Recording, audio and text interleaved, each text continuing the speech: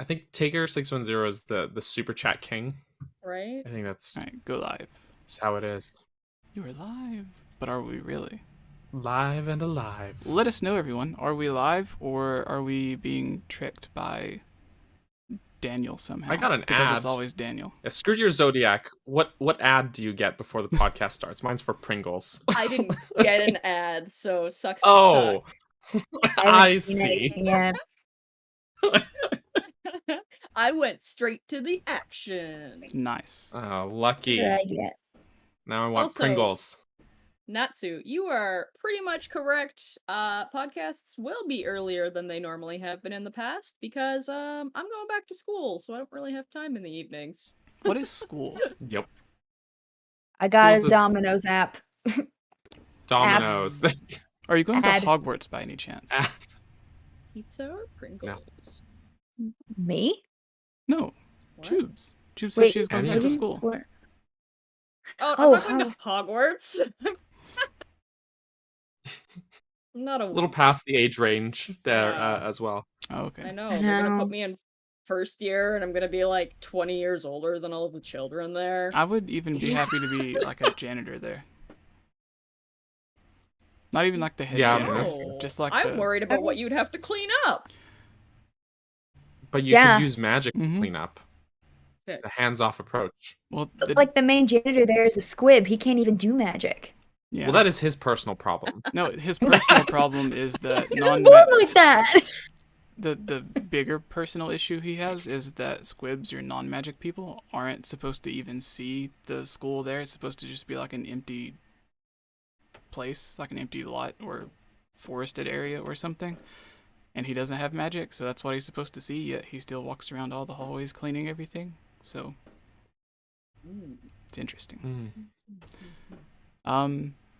But Also, either you got way, to have he a has cat. he has a pretty cool cat. At least he has that. That's more than I have. Oh, I think we're ready, right?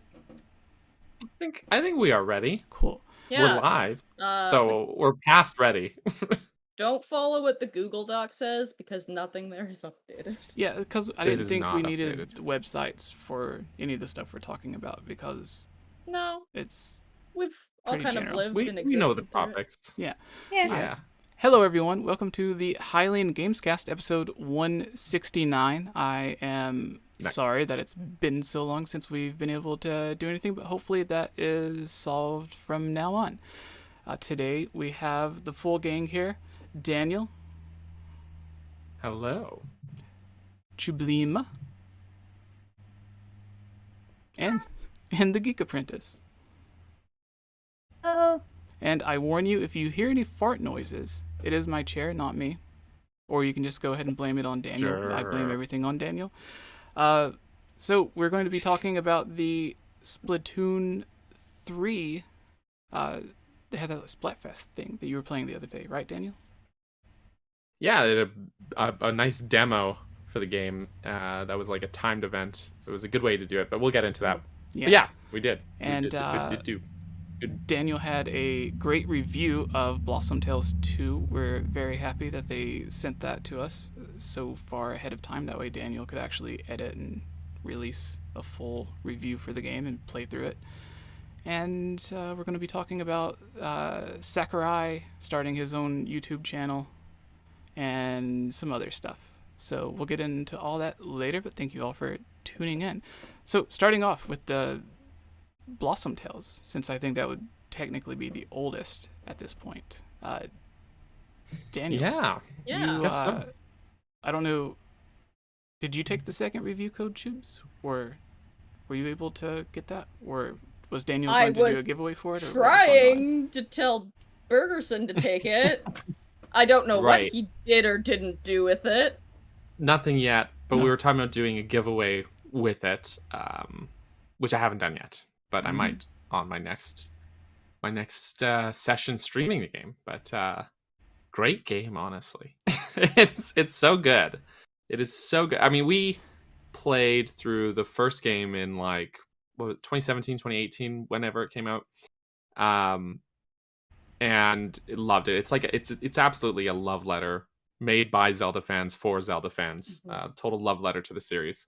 And the second one, I felt just in some ways it's like, okay, it's just more of the same, but it in pretty much every way improves upon the original.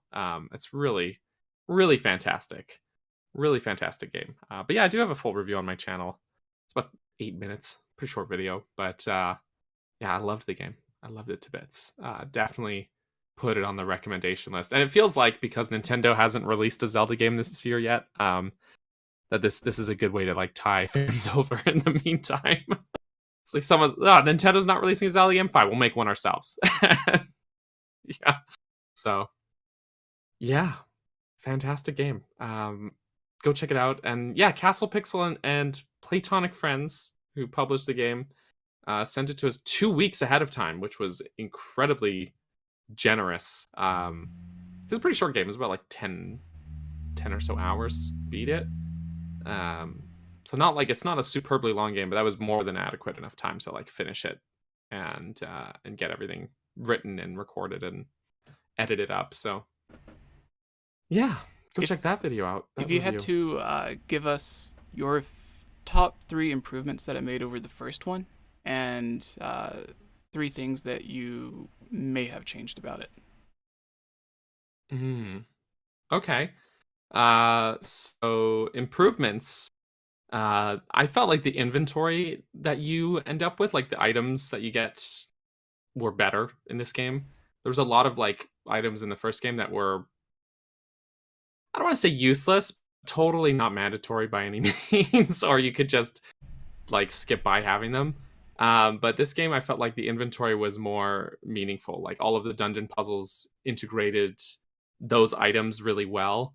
And they were just like better items to have. Like the yo-yo was a really good one, which is it's basically just the hook shot, but they're like, we can't use the hook shot. I guess it's a yo-yo that you throw, and it's your grapple item.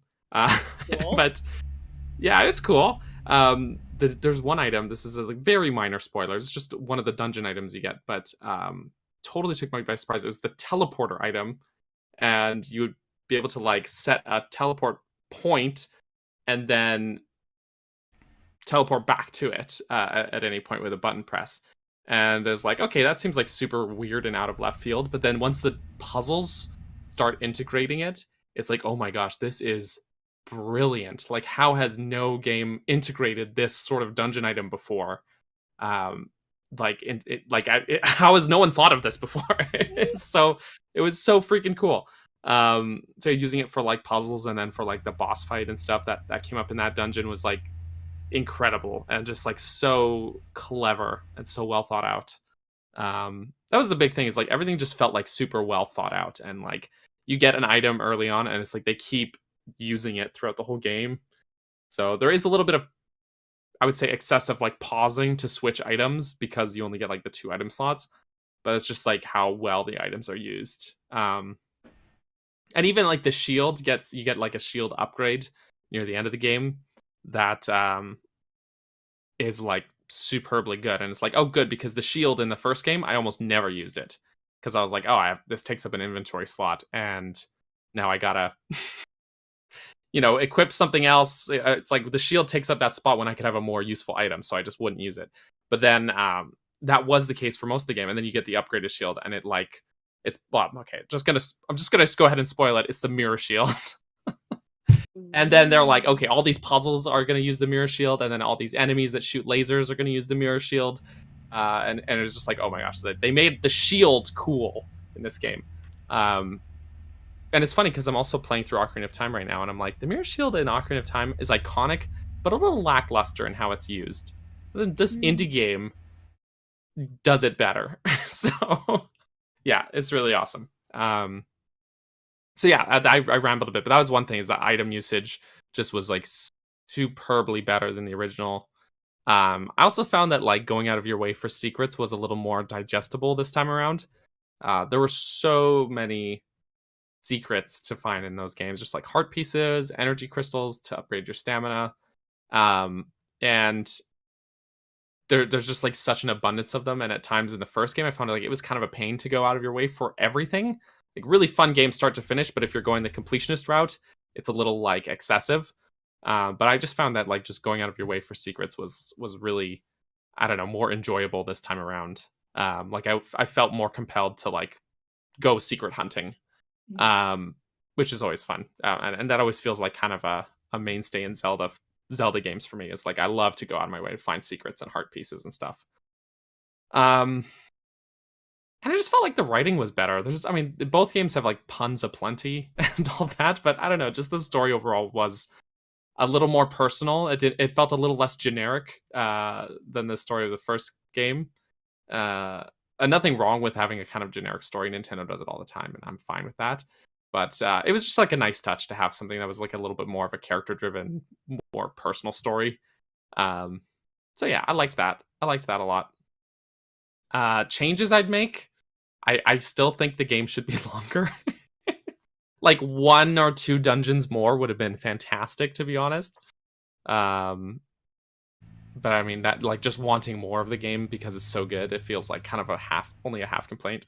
Yep. I don't know what else I would even change about it, to be honest. Oh, more buttons. So this is an issue I have with a lot of like GBA Zelda games, or even like Link's Awakening, the original version, is like there's only so many buttons, so you're limited in what you can do.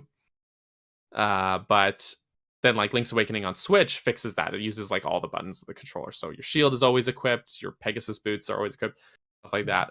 Blossom Tales does not use all the buttons on the controller. I think ZL, L, and R all get unused. So you've got like one trigger button and then the face buttons and then like your pause and your movement, and that's it. And there's so many items that you use so frequently in the game that even like just using more buttons would have made it better. Or just to reduce the frequent pausing. And also maybe just using the D-pad for like a quick item select sort of thing like Breath of the Wild has, I think would have also improved things a bit, because I feel like it would be I don't know, just a little snappier, a little quicker, would make that constant item switching a little less tolerable, I guess. It's sort of like in the Water Temple in Ocarina of Time, you're constantly pausing to put your boots on and off. It's like sometimes at points it feels like that level of like, okay, I'm constantly switching these items. It's especially by the last dungeon where you're using like all of these items that you've collected up until now. So yeah, that's about it. I mean, that's a pretty minor complaint, all things considered, to be honest. So yeah, I've talked a lot. Anyone else want to chime in here or throw any thoughts out? That control scheme makes me think that maybe because they were going for like that, GBA kind of feel, that they maybe didn't like update with the times the same way that other games have started updating with the times, just for, sake of playability, making it easier. So it's hard to kind of like, if they did it intentionally because they want you to get that weird like nostalgia of having to do it, because I'm sure that they played through the game and I'm sure that someone else came to that conclusion, right? Like, yeah, so it's very interesting. And so do you feel like the way that they left off for the second one might lead into them possibly working on a third one? Like, do we feel like this game is well received enough for another one?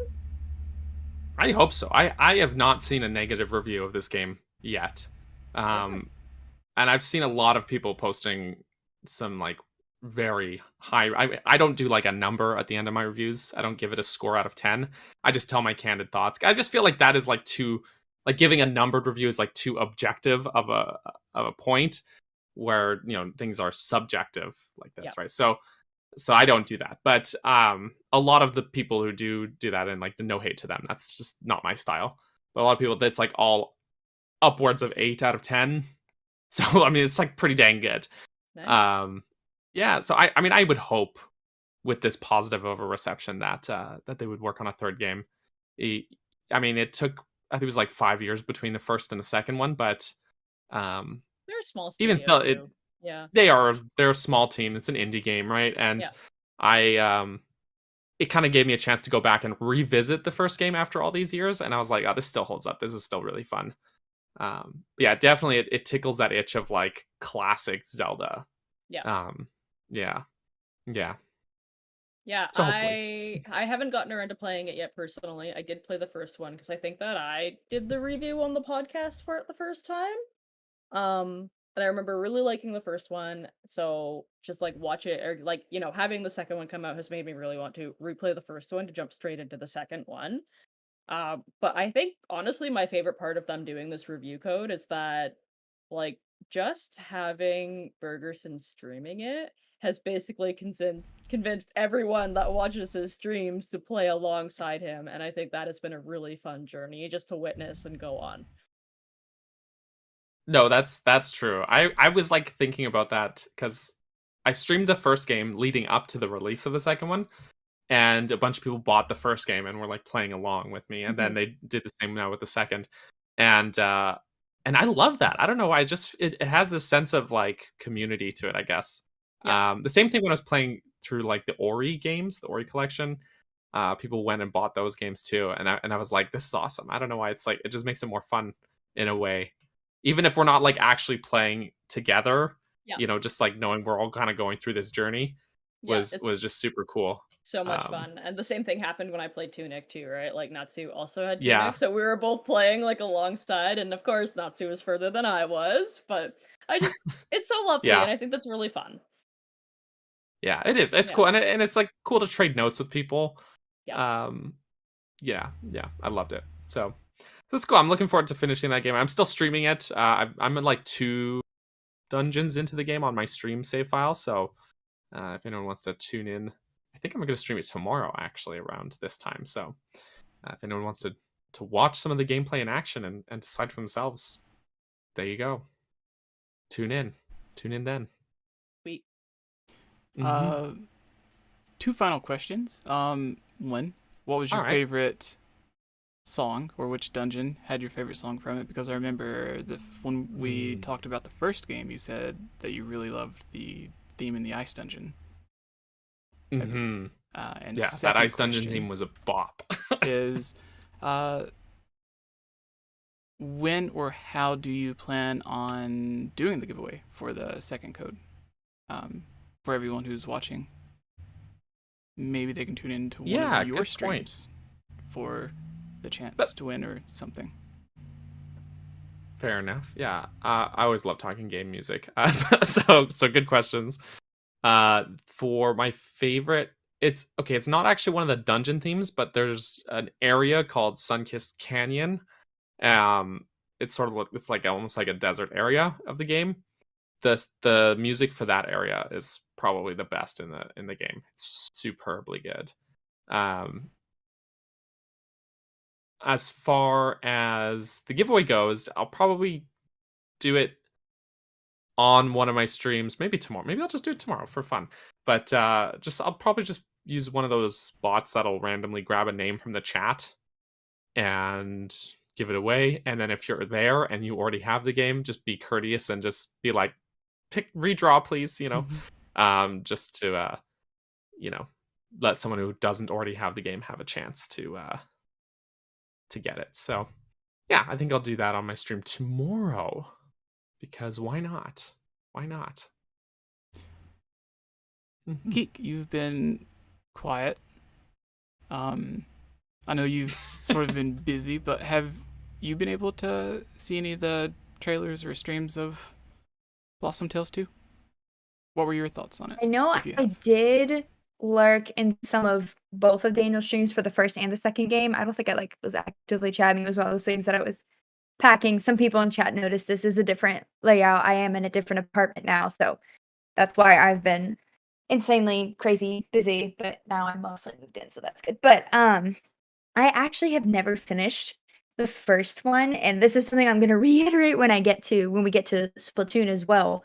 That does not mean I don't like the game. There's certain styles that don't speak to me. And I get that sounds so weird. It doesn't speak to me. I've never been a fan of like 2D graphics. I love A Link Between Worlds though, but that's like somewhere in between. Anyway, but I love Link's Awakening as well. However, Blossom Tales was actually the first game I bought on my Switch.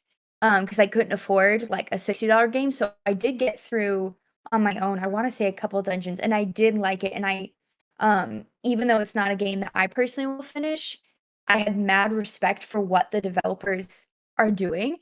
And it's one of those things that even if it's not my style of game, I'm like, oh, this is a good game. I don't know how to explain it because it's like, well, if you don't like it, then how can you think it's a good game? It's like, I just do. I don't know how to explain it. And, like we've touched on before, that homage to, I almost said Disney for some reason, to Zelda.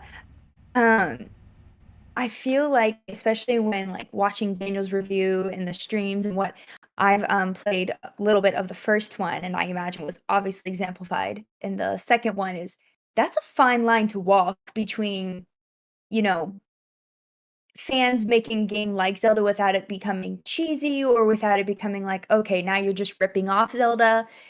And it seemed like they walked that fine line so precisely to be like, no, this is our own thing, but clearly we love Zelda. We were influenced by it heavily, but we still made it our own thing. And that's clearly evident in the great reviews and the fact that people are wanting more. So I have mad respect for that, even if I'm personally not going to play it. Again, that is not a dig at the game itself. Because some people can't understand how you can not be into a game but still think it's good. I don't even know how to explain it, but yeah, I madly respect how they were able to walk that line so well.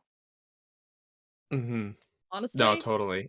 there's so much media to consume that absolutely at the end of the day it kind of comes back to, all right, you know what? Loved watching someone else play this game. Don't have the time personally to play it, right? Yeah. Mhm. Especially That's when I true. haven't been playing Kirby or Twilight Princess HD or Breath of the Wild. I just play Animal Crossing every single stream. Yep. Oops. Yep. But that point you bring up about them walking that line is like totally true. And while streaming the games, I've noticed a lot of people, like not my regular chatters, but the viewers that kind of like are the randos that pop in sometimes. Mhm. A lot of people are like, this is like this is a ripoff of Zelda, or someone even said this looks like it's just a cheap mod of Link's Awakening. And I was like, that Oh. I feel like you guys missed the point. Like there's a fine line between a ripoff and an homage, but they totally do stick to the homage side. And there's a lot of like fourth wall breaking and humor, and even times where they directly reference Zelda.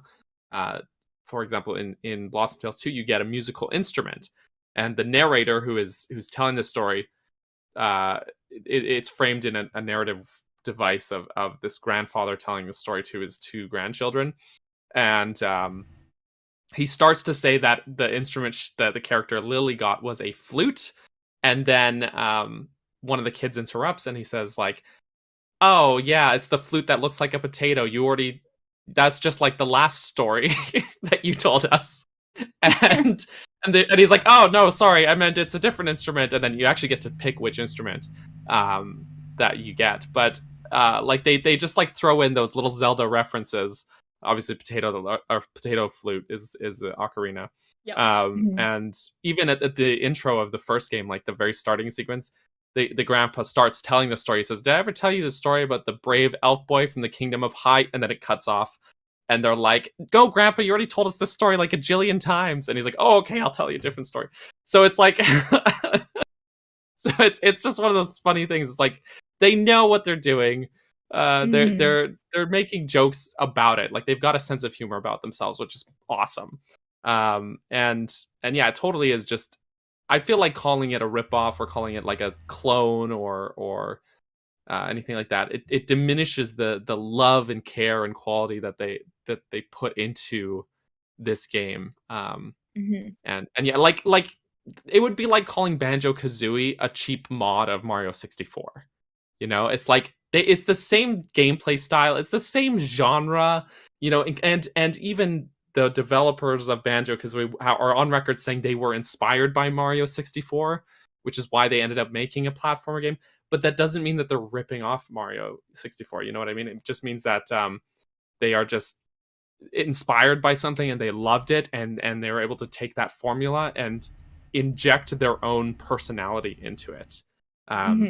Actually, you know, the way the writing is in Blossom Tales does this comparison wasn't intentional initially, but it does remind me of the Banjo games with that sort of fourth wall breaking, self-referential, humorous, like all these weird jokes and puns flying all the time, like that sort of style of writing that was kind of a big part of Banjo's those games' personality is pretty prevalent in Blossom Tales as well. So, but yeah, it's fantastic games. I feel like this is like the love letter to the series, like fans of this series making a game for fans of this series, and then just like to call it a ripoff, just like totally, it's like you missed the point, you know. So yeah, can't recommend the game enough. It's so the attention to detail, that the love and care put into all of these details is really great. Also, someone in the chat's asking if you need to play Blossom Tales 1 to get into number 2, and I would say no. Much in the same way that like you wouldn't need to play Wind Waker or like Twilight Princess to play Wind Waker, or you wouldn't need to play Ocarina of Time and play Wind Waker. They kind of, it's not technically like the same main character. It's like just still in the universe, and they make references to the first game in the second game, but not playing the first game, you won't miss out on anything story-wise that's important to the second game. It's still its own thing. So you totally don't need to play the first one. But you should, because it's awesome. It's really good. So you should play both. Side note, I will forever now refer to the ocarina as a potato flute. Potato flute. Potato flute. That is so good. Never made that That's connection. so That is good. hilarious. It's true, though. It looks like a potato. A Yeah. blue potato. Well, the first one actually is called like a potato, and then shiny new one. Yeah. Yes. Mm-hmm. So before we get to the next topic, before we started, we had a super chat from Taker10 who said, "Don't call it a comeback. They have been here for years." So thank you for the super chat, takers. As Daniel said Appreciate it. earlier, you're like the king of super chats. Or what was it you said? Something like Yeah. that. King of Super Chats. Yeah, we're always here. You just have to know where to find us. That's true. That's true. I guess a short one, Splatoon 3. They had their test fire. Was that the name of it? I keep forgetting the name of these things. What was the the Splatfest. You're the only one that I know for sure played it. I didn't get the chance. Tubes Geek, did either of you get to I played participate? a lot. I was working the day that it happened, so I didn't actually get to play. When they did their trailer, like their last trailer before the demo came out, Burger and I actually did a video just doing a breakdown and kind of discussing it together. So we had already decided from the get-go that Big Man was our man, and we would go Team Scissor, and they lost anyway. Substantially improved enough experience to actually warrant a whole sequel existing rather than just being an update to Splatoon 2. Yeah. Because like Splatoon 2 was already solid. It was a solid game. And so it's like, is this going to be different enough that we actually need a sequel? But then I did that demo on Saturday. I was having so much fun. I loved it. And I was like, I want to keep playing, but I can't because the demo's over. So I booted up Splatoon 2 and I was like, yeah, this makes sense. Like there's so many, like the core gameplay is the same. So in broad strokes, it looks pretty much like the same game. But there's so many tiny little tweaks that all add up to make something that's like greater than the sum of its parts. Like all these tiny little tweaks of like, you don't have a set spawn point. You kind of just jump into the battlefield, and having the tricolor turf wars, and having the lobby built the way that it's built instead of it just being a loading screen. And like all these just tiny little changes, all these small tweaks all just like add up. Then going back to Splatoon 2 was kind of hard after that because it's like, oh, okay, well, this just isn't as good. And I loved Splatoon 2. Like, this is not to say it was a bad game. It's just like they really have improved upon it. Yeah, so it's awesome. That's a really good point, because I've definitely seen people on Twitter talking about Splatoon 3 and how they had felt like even just in the Splatfest, they were worried that it's still not really going to be enough change. So I think that's a really good point to be like, you know what, I want to keep doing this. Go back to the old game and go, no, I'm gonna wait a couple more days. I'm gonna wait until the 9th to buy it. Yeah. No, that's exactly what happened. It's like yeah, this isn't to say Splatoon 2 was bad by any means. I love the game. It was really great. But yeah, I mean, it's just they really did improve upon things here. And yeah, and we only got to play the one game mode. And there's a bunch of different game, like, I don't know. I'm feeling like even just that glimpse that we got. Sure. Me, who have been like, I've been very openly skeptical, and it totally sold me on it. So, yeah. Yeah. The Splatfest was such a good idea and such a good way to get people, you know, in the game, to experience the game. Would have been a difficult climb for a lot of newcomers to the series for sure. But I think just like doing that has really like amped everyone up. Everyone is excited. Twitter is exploding. Yes. Yeah, I opened Twitter and it was just all Splatfest and it was great. It was a great day on Twitter. It was a great day. There are some like very questionable and also some very funny posts that people were doing. Because you can do like in-game posts, and then when you're around in like the city, you can see different people and like what they're in like a little speech bubble and what they're saying, or sometimes it'll show up as like graffiti on like some wall somewhere. And there's just like some really funny ones. That some of them were like, should this have been allowed to be here? It's a little inappropriate. There was one that all it said was like in just capital letters, it just was "I love men," and just like you're in the middle of a match and then you see that spray painted on a wall like graffiti, and you're like, what? Like, who put that there? Oh my god. Very questionable. I love Very that it's like spray painted in places too. That is so Yeah. good. Like I remember so- seeing Andre had his like big guy that he posted. He like drew one of those and everyone that found it would like tweet at him on Twitter. And they're like, I found your big guy. So like just if I saw that like spray painted on the side, I'd be like, my man.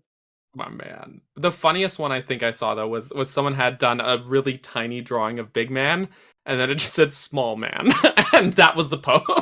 That's so good. Small man. I love it. So good. So good. So yeah, the demo was really, really fantastic, really fun. And yeah, it was really fun streaming and just like playing with people online and having them type in the chat and having that camaraderie of our joint failure. It was very fun. You know a game is good when you're losing and still having a blast. Oh, you know? absolutely. Yep. Yeah. That was me with Splatoon. So yeah. Were there any of the weapons that you noticed were new additions that you really enjoyed? I tried a bunch of weapons out, and I ended up just falling back into the same weapons that I was using in Splatoon 2, actually. So, like, I tested a bunch out, and then I ended up just falling back into dualies, yeah, because they let you do like a dodge roll with those. That's like really useful in close combat. Gives you the ability you need. But there are some new weapons as well. There's one that's really cool that's advertising a lot. That's like a bow weapon, and there's a couple variants of that. One that shoots like 3 shots of, I want to say arrows, but they're like darts that pop with ink, and it's cool, but like I just couldn't get the hang of it because I think any weapons in Splatoon where you need to charge them up have like a really steep learning curve for me. And it's like as soon as you're actually close to another player, because you have to take that time to charge up, you're already dead, basically. So yeah, it's rough.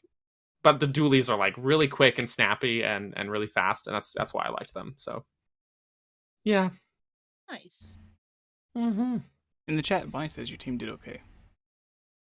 Thanks, Bonnie.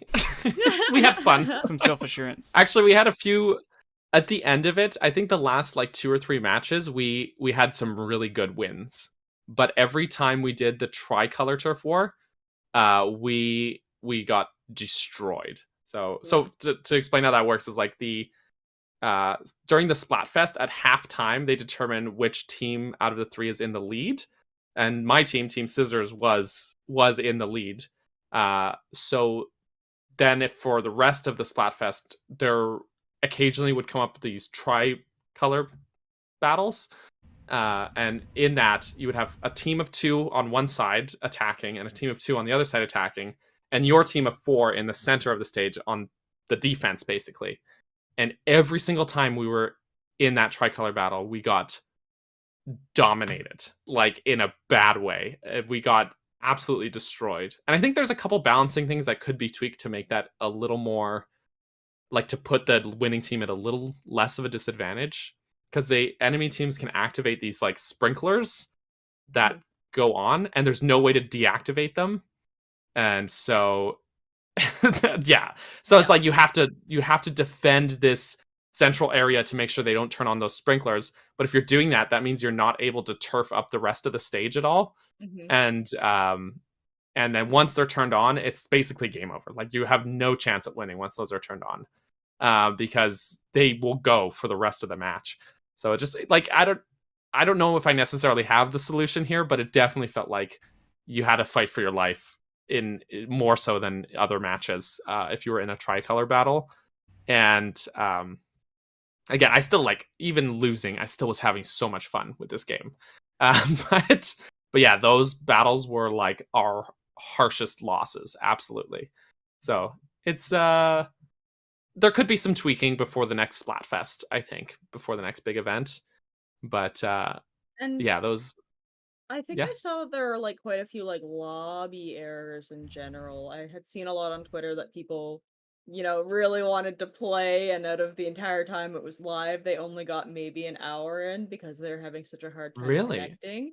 Yeah, so I think that was really interesting. Some people had a really bad experience with Splatfest, so I'm Really?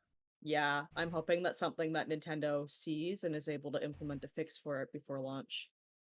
I did not have any of those connectivity issues, Mhm. but there were a few times where we suspected, and this was like in my stream here, and we talked about it. We suspected that people were maybe rage quitting, because there was, and if you rage quit, like one match where this is why we suspect it was a rage quit, where we were pulling in really ahead of the other team, and we had done what's called a wipeout, which means we killed the whole enemy team at once, which meant they all had to wait for their respawn.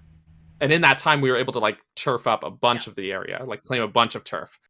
And it was like we were like really winning, like really had them pinned, had that wipeout happen, and then 5 seconds later, the match disconnected.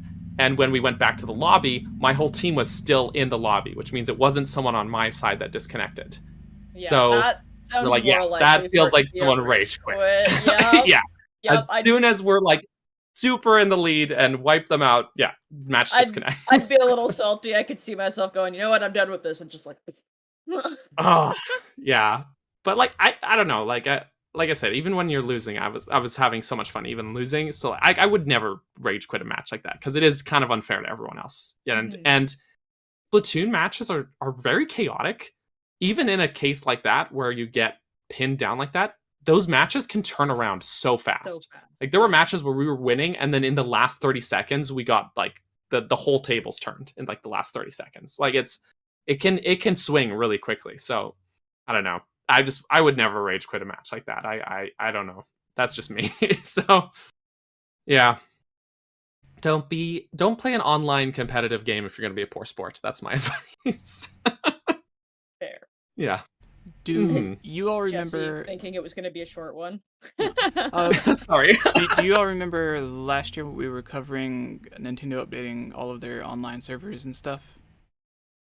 Mm. It was around the time they added like, Yeah. the free online multiplayer to that one Mario Party game. That's right. Yeah. Apparently, there's an article I came across the other day, and it's talking about a data miner going into the code, and it's one of 3 games that are using a new version of Nintendo's online servers. The other 2 are Monster Hunter Rise and Pokemon Legends Arceus. And it's also it looks like the second game from Nintendo that uses that Fidelity FX thing to upgrade the graphics and frame rate. That's Splatoon that does? Yeah, Splatoon 3. Interesting. Very interesting. Yeah.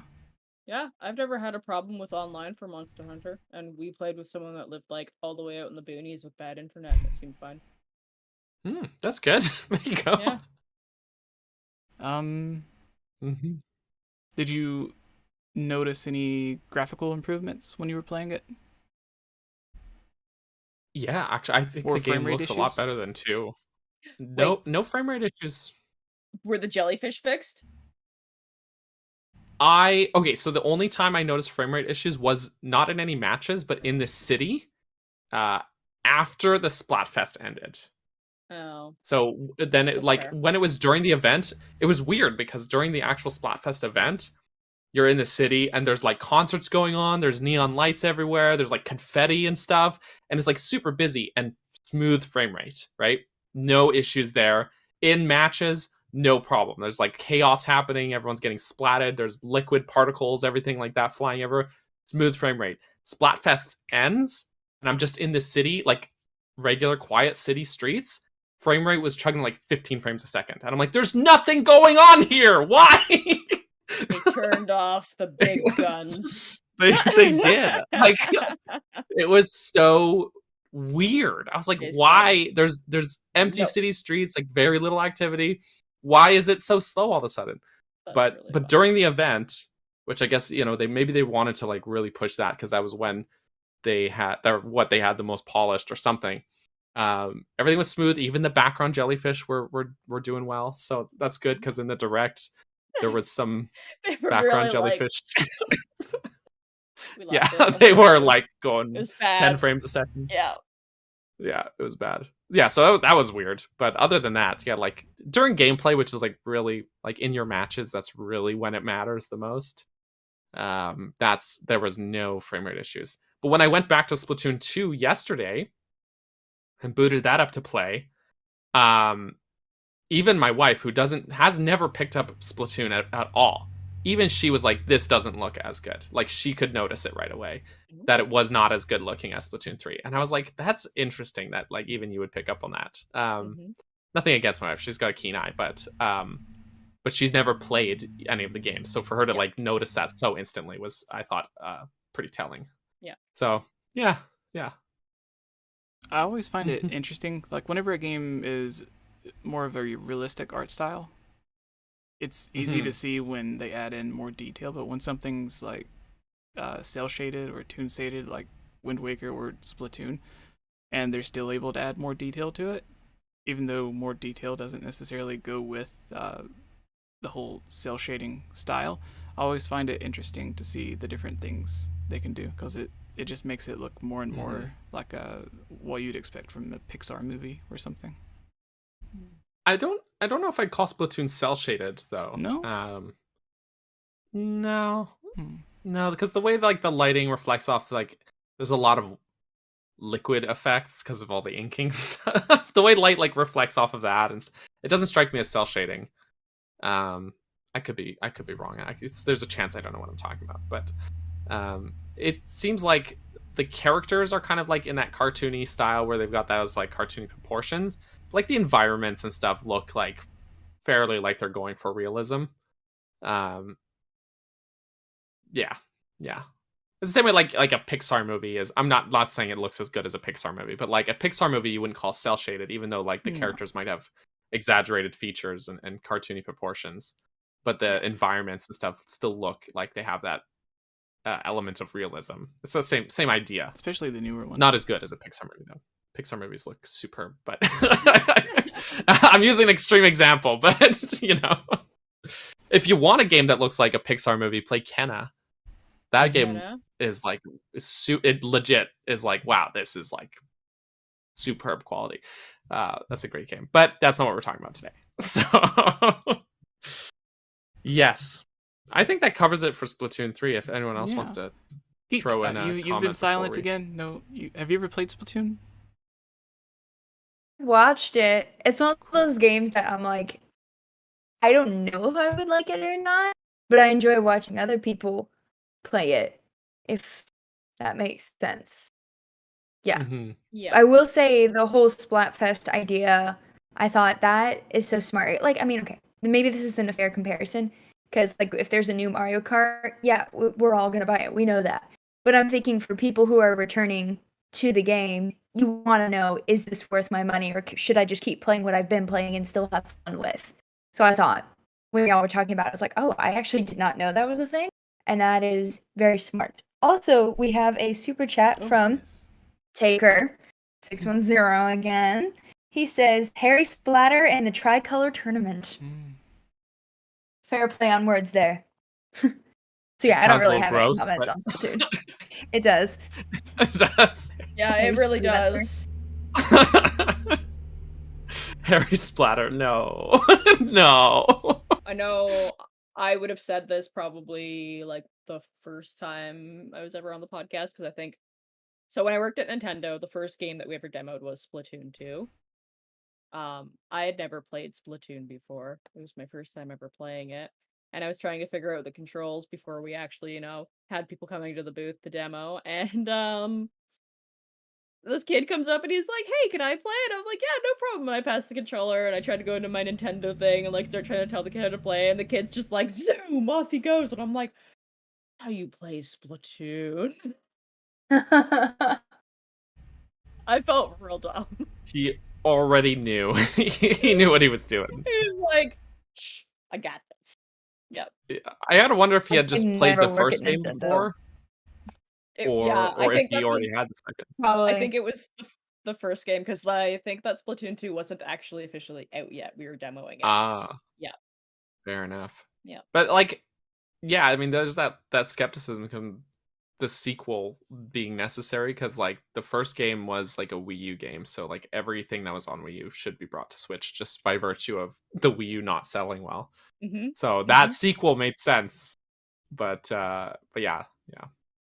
I already went over this whole thing, so I'm not going to get back into it. But yeah, I wouldn't be surprised if that kid was one of the 12 Wii U owners in North America who had played the first game. Yes, all 12 of us. All 12 of us. Hey, Yes. I was one of those, and then I gave it Yeah. away, and then I stole another one. So See, Splatoon was a best-selling Wii U title because it sold 11 copies out of the 12 out of 12 Wii U. Sad. love So roasting the Wii U. sad. Sorry, Nintendo. I love the Wii U. Don't get me wrong. I still have it. I still use it often. But yes, yeah. Anyways, Yeah. Jesse, should we move on? Yeah. Do you wanna? Yeah, what you got? Oh, I don't have anything, but Sakurai has a new YouTube channel where he's been talking about his method or giving advice on the behind the scenes of making games and stuff, and I thought they were really interesting. Mhm. I can't wait to see where it goes from where it is now. I think it's like 4 videos out now, maybe, and they're all really interesting if you are into all of that sort of stuff like I am, and even if you're not, it's still cool to get an inside look at someone from Nintendo who's actually working there. I imagine there's a lot of guidelines or restrictions on what he's allowed to talk about or not talk about, unless I assume he's still working for Nintendo. I don't know. But what's everyone's thoughts on his YouTube channel? Did anyone watch any of the videos, or was it just me? I It's all did. the memes. All the memes. The memes. I also watched them all, but I'm gonna let you go first because I've talked so much. You're good. I didn't know anything about the last 2 topics, so there's that. I actually have all the videos in my watch laters. I actually haven't watched any of the actual in-depth videos, but when one of y'all had posted in the Discord about it, and I was like, wait, how did I not notice this? So I went to watch the channel trailer, I guess, and at first I'm thinking, oh, this is not something I'll probably end up watching, and then I thought, no, I actually probably would, because even though I know zilch about making a game and I have no interest in creating my own game, I still like watching that stuff. It's like that 8-bit game theory channel that you, Daniel, introduced me to. I'm like, I don't know what he's talking about, but it's very interesting because I love game music. And as I'm watching the channel trailer, I'm thinking that like, oh, I don't know anything about game development. I don't care to make games, but I'll probably still watch these just because it's interesting. And obviously he loves games, clearly. And then like a few seconds later, that's what he says. Even if you don't really like the idea of creating your own game, you might still be interested. And I was like, that's exactly. And just the whole concept of it, I don't even know how to explain it. I'm just like, that is so cool. And obviously I've never met or talked to Sakurai, but based on everything I've ever read or anything I've seen on channels, other nerdy channels about him, he does come across as the type of guy who's like, I'm not in this because, ooh, this will be a great moneymaker to make a channel about game stuff because I'm such a wonderful developer, even though he is really good at what he does.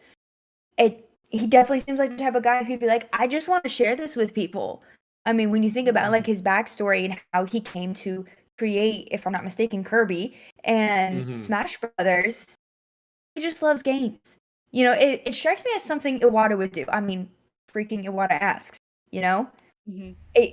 Yeah, and I know we'll get into the rumors that Jesse talked about before we started, that comments people are making, but it doesn't come across as, this is a way I'm going to make money. This is just I would love to share this with people, especially doing something different, because I know he's getting real tired and the man definitely works very hard. Yeah. Potentially too hard. So yeah, I'm really looking forward to seeing all the videos, even if I have absolutely no idea what he's talking about, because I do love games, and who knows, even if I obviously am never going to make a game in my lifetime, just to know that stuff is fascinating and to hear it from someone who has made his life doing that is really cool. And just again, the whole, this isn't a money-making thing, but he just loves games, and things are so much more enjoyable when the person talking to you or teaching to you, and like I learned this in college, like the classes I liked most weren't necessarily subjects I liked, but it helped when the professor also liked them a lot. And it wasn't just, well, I guess I'm going to teach this thing. When they loved it, I loved it because I was inspired by their passion. So I love the idea. I think it's great. I hope he doesn't run into issues with there being a Japanese and an English one, because he mentioned that in the trailer. He was like, one might get taken down for a moment because of the algorithm being like, oh, these are two of the same thing. So I hope that gets addressed really quickly if it does happen, to be like, nope, these are supposed to both be here, because I know there's a Japanese and an English one. So I just love it. It's a great idea. Thank you, Sakurai. I feel dumb because I've only been watching the Japanese one.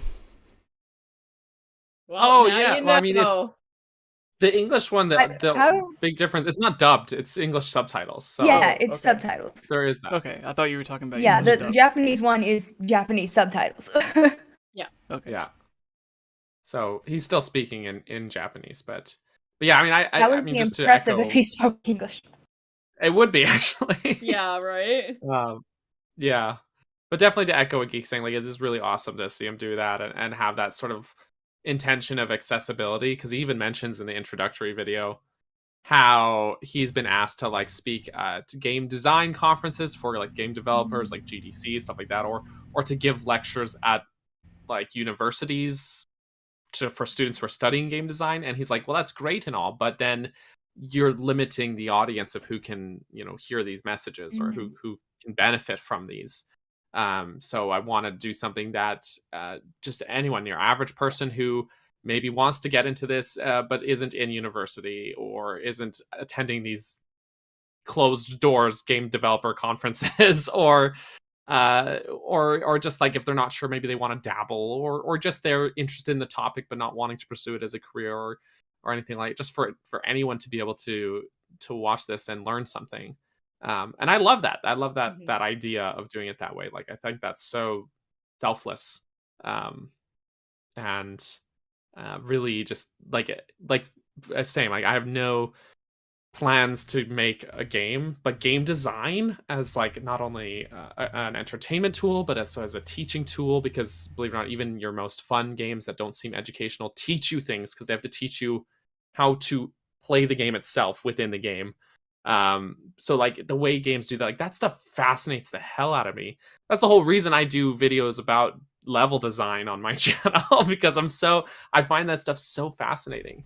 And it's always, I think, cool to sort of hear different viewpoints of things on subjects you're interested in, and hearing some of his ideas are very different from other developers, especially about challenge or accessibility and things like that, which he's got a very strong passion for. So yeah, I think it's awesome. I think it's really fascinating. And I'm looking forward to more videos, because even the few that he's put out were like, they're short and sweet, but like really interesting and really engaging, and well produced. So yeah, that's all I have to say about that. Tube, what about Tube? I'm just what about Tube? Sorry, I just I said it. Yeah, I absolutely. I think that it's very, very cool, very selfless for Sakurai to do this as a YouTube channel and make it available to the public. And yeah, absolutely, not put a paywall behind this information. And especially at the end of the day, like, I think that there are so many people that are inspired by the video game industry, and the video game industry has grown so much more than people were really expecting it to. And so, just looking at his channel, like, even something as simple as breaking down what frame rate is, like, that could really make or break it, because a lot of the time in a lot of videos, like, we'll talk about cell shading, we'll talk about frame rate, but people won't actually know what that is. Like, if you're not super into it, if you're just getting into it, that's definitely a barrier, so that sometimes we do go over some lingo and language that kind of goes over your head. So I think it's great to have someone like Sakurai to really, be doing that, because he has such a huge range and so many people follow him, right? And I think he's probably one of the best people to do it, because people will watch. People love him. Yeah. I'm stoked on it. I haven't watched any of the videos. I didn't even realize that he had uploaded more than one video. So that tells me that he had all of these videos in his pocket somewhere, and he was like, I'm ready. Yeah, he's get those videos out. Yeah. I could take a page out of his book. Jeez. Right? Get that backlog. But that's a good point too. Is like, we'll talk about something being whatever 30 FPS or whatever, even like written lingo and stuff like that. And if someone's just coming in and learning about this stuff for the first time, they're not gonna know what the hell we're talking about. If I'm like, yeah, this is 30 FPS and this is 60 FPS, the like, I think we take our knowledge for granted at times. Yeah. Most even people, when I'm I was not going to first explain frame watching, rate every single time, but well, even when I was like first watching gaming stuff and I would hear lingo like that, yeah, I went to Google for it. But what Sakurai is doing is helpful for someone like me who is more of a visual and hands-on learner. I can do audio, I can learn from reading, and I love reading, but just hearing something explained usually doesn't go super well. So having that visual, even more helpful. So I love that. I can't wait for the day that he is moved from doing the shorter style videos and he's doing live streams with subscribers and stuff like that. If he ever does, I think that would be great. I think he said he might not do like Let's Plays or anything on there because he really wants to have that focus. It's just a big but that would be for cool. me, just to see in person how good he is or whatever. Oh, dude, when he's like done those Smash demonstrations, dude is like, a beast. it's like my brain can't even keep up with what he's doing.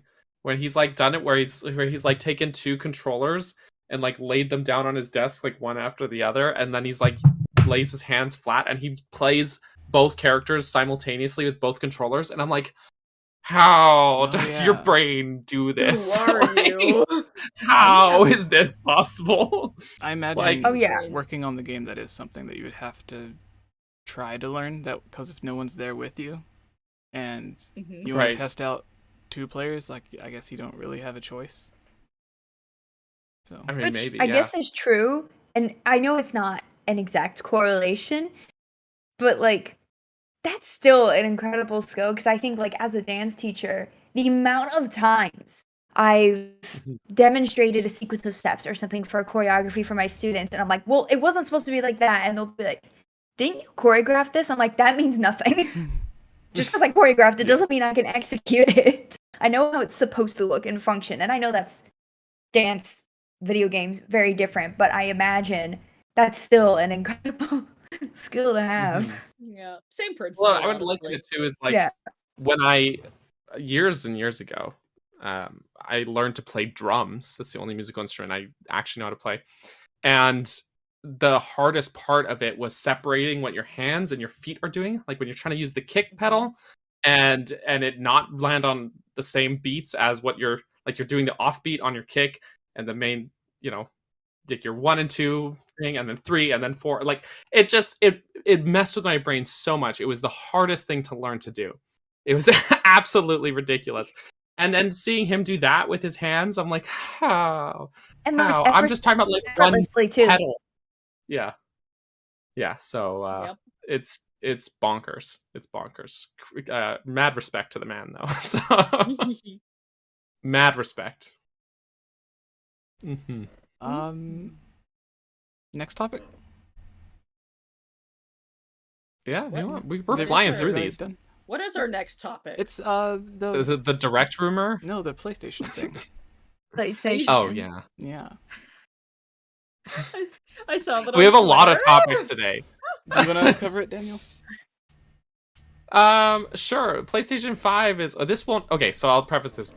This does not affect our friends who live in the US of A, but pretty much everywhere else in the world. The price for PlayStation 5 is increasing.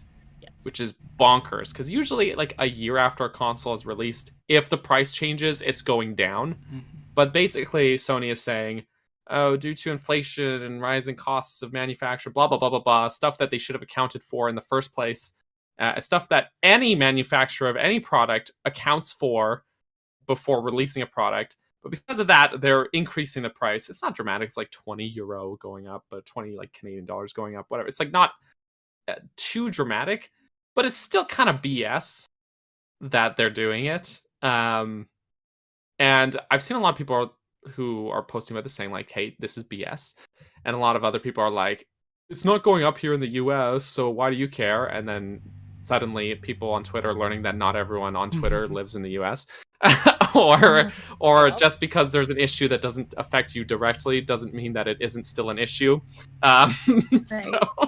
So hey, there's some of us that live in places like Canada here who are now, like this is a product that's already so unaffordable and so hard to find even in stock, and the price is going up further. It sucks. That's the news. Yeah. That sucks. That's what This is why I still have a PS4. That was the thing that I couldn't understand it, because it's like if no one's buying it and they're just sitting on the store shelves and you're not making money from it, then maybe I could see a reason to try to get more money, or at least raise the price but include a game. That way you still get more, but it still covers the price of the game or something. And yeah, it's like it's selling out everywhere. You can't. I highly doubt the truth is they're not making a profit from it. I know there was the whole CPU shortage thing that started a couple of years ago, but you would imagine they would still have like millions of these and like full of warehouses. And this is around the time when they start working on, well, technically they start working on like the second version of a console right after the first version actually releases. And it's usually like it's either a better version or a cheaper version. So I don't fully buy that as their reason that they didn't think about the cost and everything or whatever, because I don't think didn't Xbox say that they weren't increasing the price on theirs, and technically theirs is more advanced than the PlayStation 5? Yeah, pretty much. That's some real shade. They didn't actually say that theirs was more advanced, did they? No, but it's just got like a. They might have. I wouldn't put it past them. It just has like a better CPU and GPU and everything inside of it. Like the parts inside of it are just like more expensive and a little bit faster and stuff. Right. And it just seems so bonkers to me. Like I'm not married to one particular console. I've said this before. People are like, I'm a Nintendo fan, sure, but really what it is that I buy the console that has the games I want to play on it. Most often that happens to be consistently Nintendo, because Nintendo makes good games. But that's also why in the Xbox 360 generation, I got that instead of a PS3. And why I got a PS4 instead of an Xbox One. Because those were the consoles that had the games I wanted to play on them. And just, like I have been wanting to get a PS5. There are games I want to play. Thankfully, most of them are still releasing on PS4. Yeah. So part of me wonders if that's part of the issue, is Sony's been releasing their games still on the previous platform for however long now since PS5 has come out. But people aren't jumping ship to the new one, and now they're like, oh shoot, we got to do something. but like, I don't know. It's like we're not gonna pick it up if it's an accessibility issue and that there That's are the not thing. enough shelves and that the price point is way too high to justify. Heck, even like me going and buying a brand new Nintendo Switch at $400 after tax, I'm like, a lot of money, but at least I'm gonna play it Mhm. for, a couple thousand hours. Yeah. Yeah, totally. Yeah. But like I went before because they said like this is the date it'll go up, so I was like, oh, I'm just gonna take a look online, and yeah, everywhere's still sold out of them here, at least where I live. I'm not gonna import it overseas or anything, because then there's shipping costs. So it's like I'm just gonna wait it out. Also, But yeah, I don't know. Like when 3DS launched, this is something that comes up in Reggie's book. When 3DS launched, they launched it at like however much it was, like 250 or something. They ended up dropping the price like half a year later by like $50, right? Because the console was struggling to sell. And then after that price drop, the 3DS sales increased because it was more affordable for people. I feel like this is the just like taking a step backwards compared to that. Like you're just making people less able to purchase this machine. I don't know. I don't know. It just bites. It bites. Things are already so expensive, So yeah. Anyways. you know what? The other thing that still gets me is that I cannot accommodate the size of the PlayStation 5 in my current setup.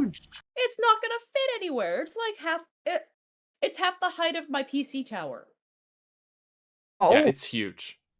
It's Yeah. huge. jeez. Yeah, I see like it's people giant. posting their setups, and it's like they have their like console stands with like their TV, and then there's like the boxes underneath, the like slots, the shelves for their consoles. And PS5 doesn't fit on anything, so it just has to be like on the floor beside it, because the thing is a behemoth of a machine. Jeez. Yeah, it's way too big. It's I think huge. Xbox has that same issue. That is like theirs is also pretty massive, but not as big as the PS5. I think. Maybe I'm just like I'm looking at the form factor of like the Wii U, and the Switch. Like they're all pretty compact, Yeah. And then I these fit other all three of consoles those are- consoles onto my desk on a shelf in a space that's like this big. Yeah, there you go. They're all pretty compact. It's like And half the size of my body, and I'm short. So there you go. just say. Yeah, that's legit.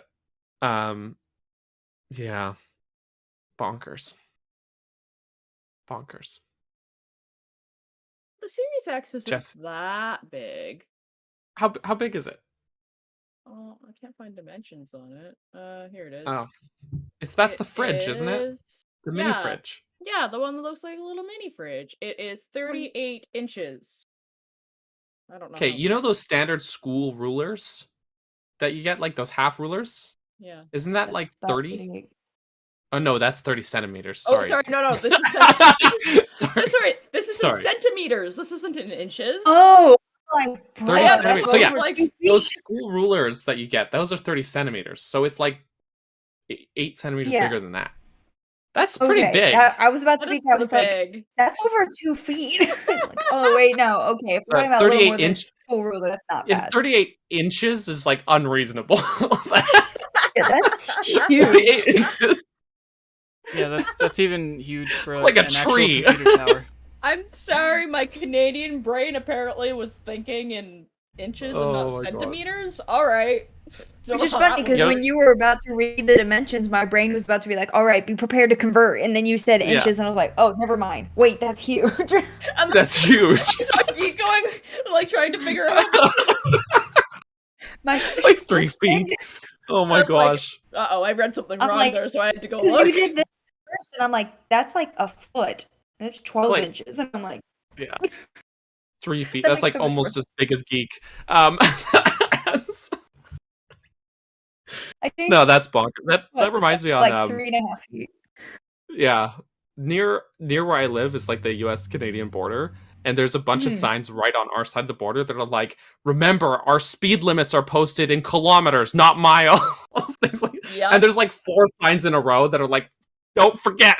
yeah, we have so many think metric So signs many. around here. Yeah, it's like so funny because it's like I gotta wonder like how many people saw came across the border and they're like, "Wow, I can drive 90 here," and just like boom. I guess, I mean, I know Like, the no! thing is common sense is not that common, but I feel like if I Yeah. saw a sign that said 90 like in a regular type of area, like a smaller area, my first thought would be, that's weird, and go, I'm not in a place using the Imperial system. Yeah, something ain't right. Like, logically here, you're not driving 90 in a neighborhood. It's Yeah. probably Yeah. like 35. No. Yeah. Yeah, No. no. No, but it is entertaining. It's just like those little things, like That that. was You know, funny. just I think common sense not as common as you would hope. So The irony is in the name itself. More of the Mhm. story. Xbox and PlayStation consoles too big. too big, too big, too big. I can fit the Switch in the pocket of most of my pants, like with Joy-Cons attached. Okay. Also, men's pockets are just large. I was gonna say but men's I pocket. was gonna say I literally cannot do that, but it fits in my. but still, It fits in my fanny pack. I imagine There you go. most It fits in my shoulder bag. I could fit the Joy-Cons in one of my dresses, but it would pull the dress down. oh no. I But like imagine the the weight Switch would is do like that. the length of my forearm. Yep. Mm, Nice and compact. yeah, nice and It's right there. compact. most girl pants pockets, I imagine, could barely fit the Game Boy Micro. If you all They can remember fit No, that. my that's like- pinky. Yeah, I've seen some of my wife's pants where it's like I can get my thumb in there, not even all the way. And One I'm like, time when what I the was heck? younger, my friends of for this? fun, they filled my pockets with rocks just to see how big the pockets actually were. They're not that big. I was- Yeah. big. I love the remember- extra random little square pocket on things too. And I'm like, I know the idea is pocket watch, but who uses that? Also, this is too small for a regular pocket watch anyway. Oh, I I, can always fit- thought $8 coin. I thought that was the guitar pick pocket. I mean, you That- could use it for that. That's what yeah, I've you seen could. it as. Yeah. That It's makes perfect for that. more sense. Yeah. And then people will think it's say, so though- dumb when we have all of our stuff in our back pockets. I was like, that's the only one I can fit anything in. Yep. Yeah, that's just ignorance if they I don't if know they're if judging it's you for that. true or not, but I remember watching a video by this marketing guy who used to work for a pants company, and he said the reason that most women pants had small pockets was to force them to buy more pocketbooks and stuff to put stuff in. Oh, I always assumed it was to force them to buy a bag or like a purse. Yeah, that was basically Like it's it. a- it's I always a- figured it's that like was a just whole- a lucky result. Like a purse. Yeah, Yeah. Well, I mean, let's be honest. If our pockets were any bigger, they would not fit as nice as they currently do. That's true. The style we go for. And in the end, I'm carrying more than my phone and my wallet anyway. Yeah. this Anyways. Sometimes Actually, I can and get away that- with and, phone, like- wallet, and keys, but that said, most of the time I leave the house, I carry like a shoulder bag with me anyways Mhm. because I don't love the feeling of tons of things in my pockets. Mm-hmm. Like it just, I don't know, it's not comfortable. And it would look Oh, there is weird that with all too, those yeah. bananas hanging out of your pocket. I like being All those hands-free too. bananas, yeah. Hands free is good. Yes. You gotta We sit on got your way off wallet. topic.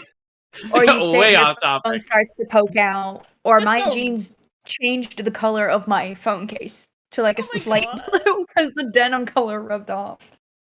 Oh, Just the That's other rough. day in the podcast where we go really off topic. So the yep. You know. I believe the next half topic, Daniel mentioned it, is that there's some people confused about, again, the same way people get confused about kilometers and the metric system. Some people Right. in other countries use different formats for their dates, and someone was looking up trying to find the next Nintendo Yep. Direct and got all confused Mhm. and thought that there was going to be a Direct announced for the 4th of next month. And Or was it the second? was it I the think? second? I thought it was the 4th. Yes. So in 4 days. Yeah. So, Oh, yeah. Yeah, that's what I saw. September Yeah. 2nd. Yeah. Yeah, that's what it is. And it is just, they have the dates mixed up because maybe Google was reading it from a completely different Mm-hmm. format, like February Yeah. 9th instead of September 2nd. So Mhm. that's all that is. Nintendo could Yep. come out There's and no announce direct something for coming next in month. 4 days. Or Yeah. whatever many days. Yeah. Just So- like usually just like June. Which did Nintendo have didn't have a real Nintendo Direct, but they had like they had like a third party thing and then an indie thing little in June. things. They had like then they had Xenoblade Direct that was Yeah. just a Xenoblade, and then a Splatoon Direct. And then like shadow dropping a bunch of random games on Twitter. Yeah. Yes. So yeah. Early this morning, let me see if I can find the tweet really quick. But our friend Stealth did a tiny bit of research and looked up to see how likely, based off of Nintendo's usual pattern, it would be for Nintendo to actually have a Direct next month, because they usually do, just like they usually have it in June. And although we didn't get an actual official Nintendo Direct in June, there's still that chance that we might get something more in September, because even if it does what they did in June, then they'll still have some weird Directs and shadow drops like they did with their June thing. But I would like for an actual Nintendo Direct, especially since it's been so long since we've had one. And by this point, most people were thinking Breath of the Wild 2 should be out within like 6 or 7 months, if it's going to be like spring next year or around the same time as the first game. But he says, there has been a Nintendo Direct every September for the last 6 years. I'd say the odds are pretty good for the same this year.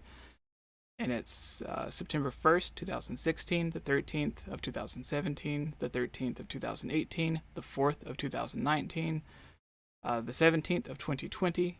It was a mini, but he says it was due to COVID, and then the 23rd of last year. So they've had it at the beginning, the middle, and the end of September in the past. Yeah. It says the September Nintendo... This is a follow-up tweet that he tagged onto it. The September Nintendo Direct is usually the last major one of the year with a focus on winter, which would mean fourth quarter 2022 and first quarter 2023. Of course, there are no rules that say Nintendo must do a Direct in September, but it wouldn't be out of the ordinary. So that's a little bit of hope for people that like to keep that, and their hearts aren't fully broken by Nintendo yet. Right. Some points, though, is that, like, yeah, there is a chance, I think a good chance of a September Direct. I'm just saying that this leak, in air quotes, is not what that is. That's clearly just someone who didn't take the time to even click on the link that they're citing to actually look at what they're talking about. Because if you click on it, it takes you to the page for that February 9th Direct. Like, it's like he literally was one click away from, but he decided to post it first and set off a bunch of people speculating needlessly. But yeah, I mean, there is still the chance, I think. But I don't think it would happen before Splatoon's launch, which is September 9th. Yeah. I think Nintendo's going to want to keep the Splatoon hype going until Splatoon 3 launches. And then after that, give it a little bit of time, promote the heck out of that game's launch, and then probably closer to the end of the month before we would actually see a Direct, just because they want that game to sell, and it's going to. It's going to sell, but they want it to sell really well before they start talking about winter. Plus, like, if you announce a game that's like, say, coming out in October or something, then people lose focus, and they're like, oh, I want that one instead. And because some people have to be choosy, right? Yeah. So, yeah. Yeah. Can't buy every game out there. No. What as was much as I want to. They had the treehouse with the 2 games that they showed off for a couple of hours, like a week ago. Oh yeah, I didn't watch that. Do you remember what the name of those 2 games are?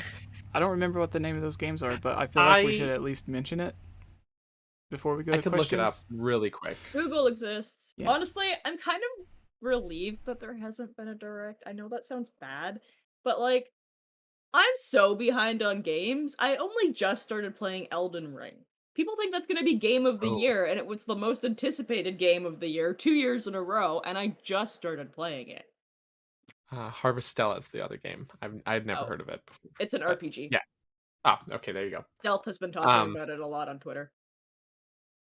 Not surprising. He loves his RPGs. But go on, yes. I'm just behind on games. I haven't even beat Kirby yet. Ooh, okay.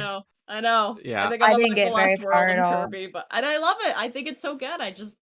Okay. Yeah. I'm at a weird spot gaming wise where I just finished for the first Like time. I a finished billion Horizon games. Zero Dawn, Oh, and because I'm trying to work through my backlog, right? And so then I finished the game, and I'm like, I want to play another game. The game was awesome, by the way. It was really good. It was really really good. you But played the new one? I haven't played the new one yet, Okay. and I want to get it, but I'm like thinking I don't have time to start into like another big game before Splatoon comes out. Yeah. And I know that's going to occupy a lot of my time. So I have to like either replay some short games or just like look for some really tiny bite-sized games. So I was like looking around. I bought a short hike. It was like $9, and I was like, I've heard really good things about this. It sounds like it's my taste. I beat it in 2 hours.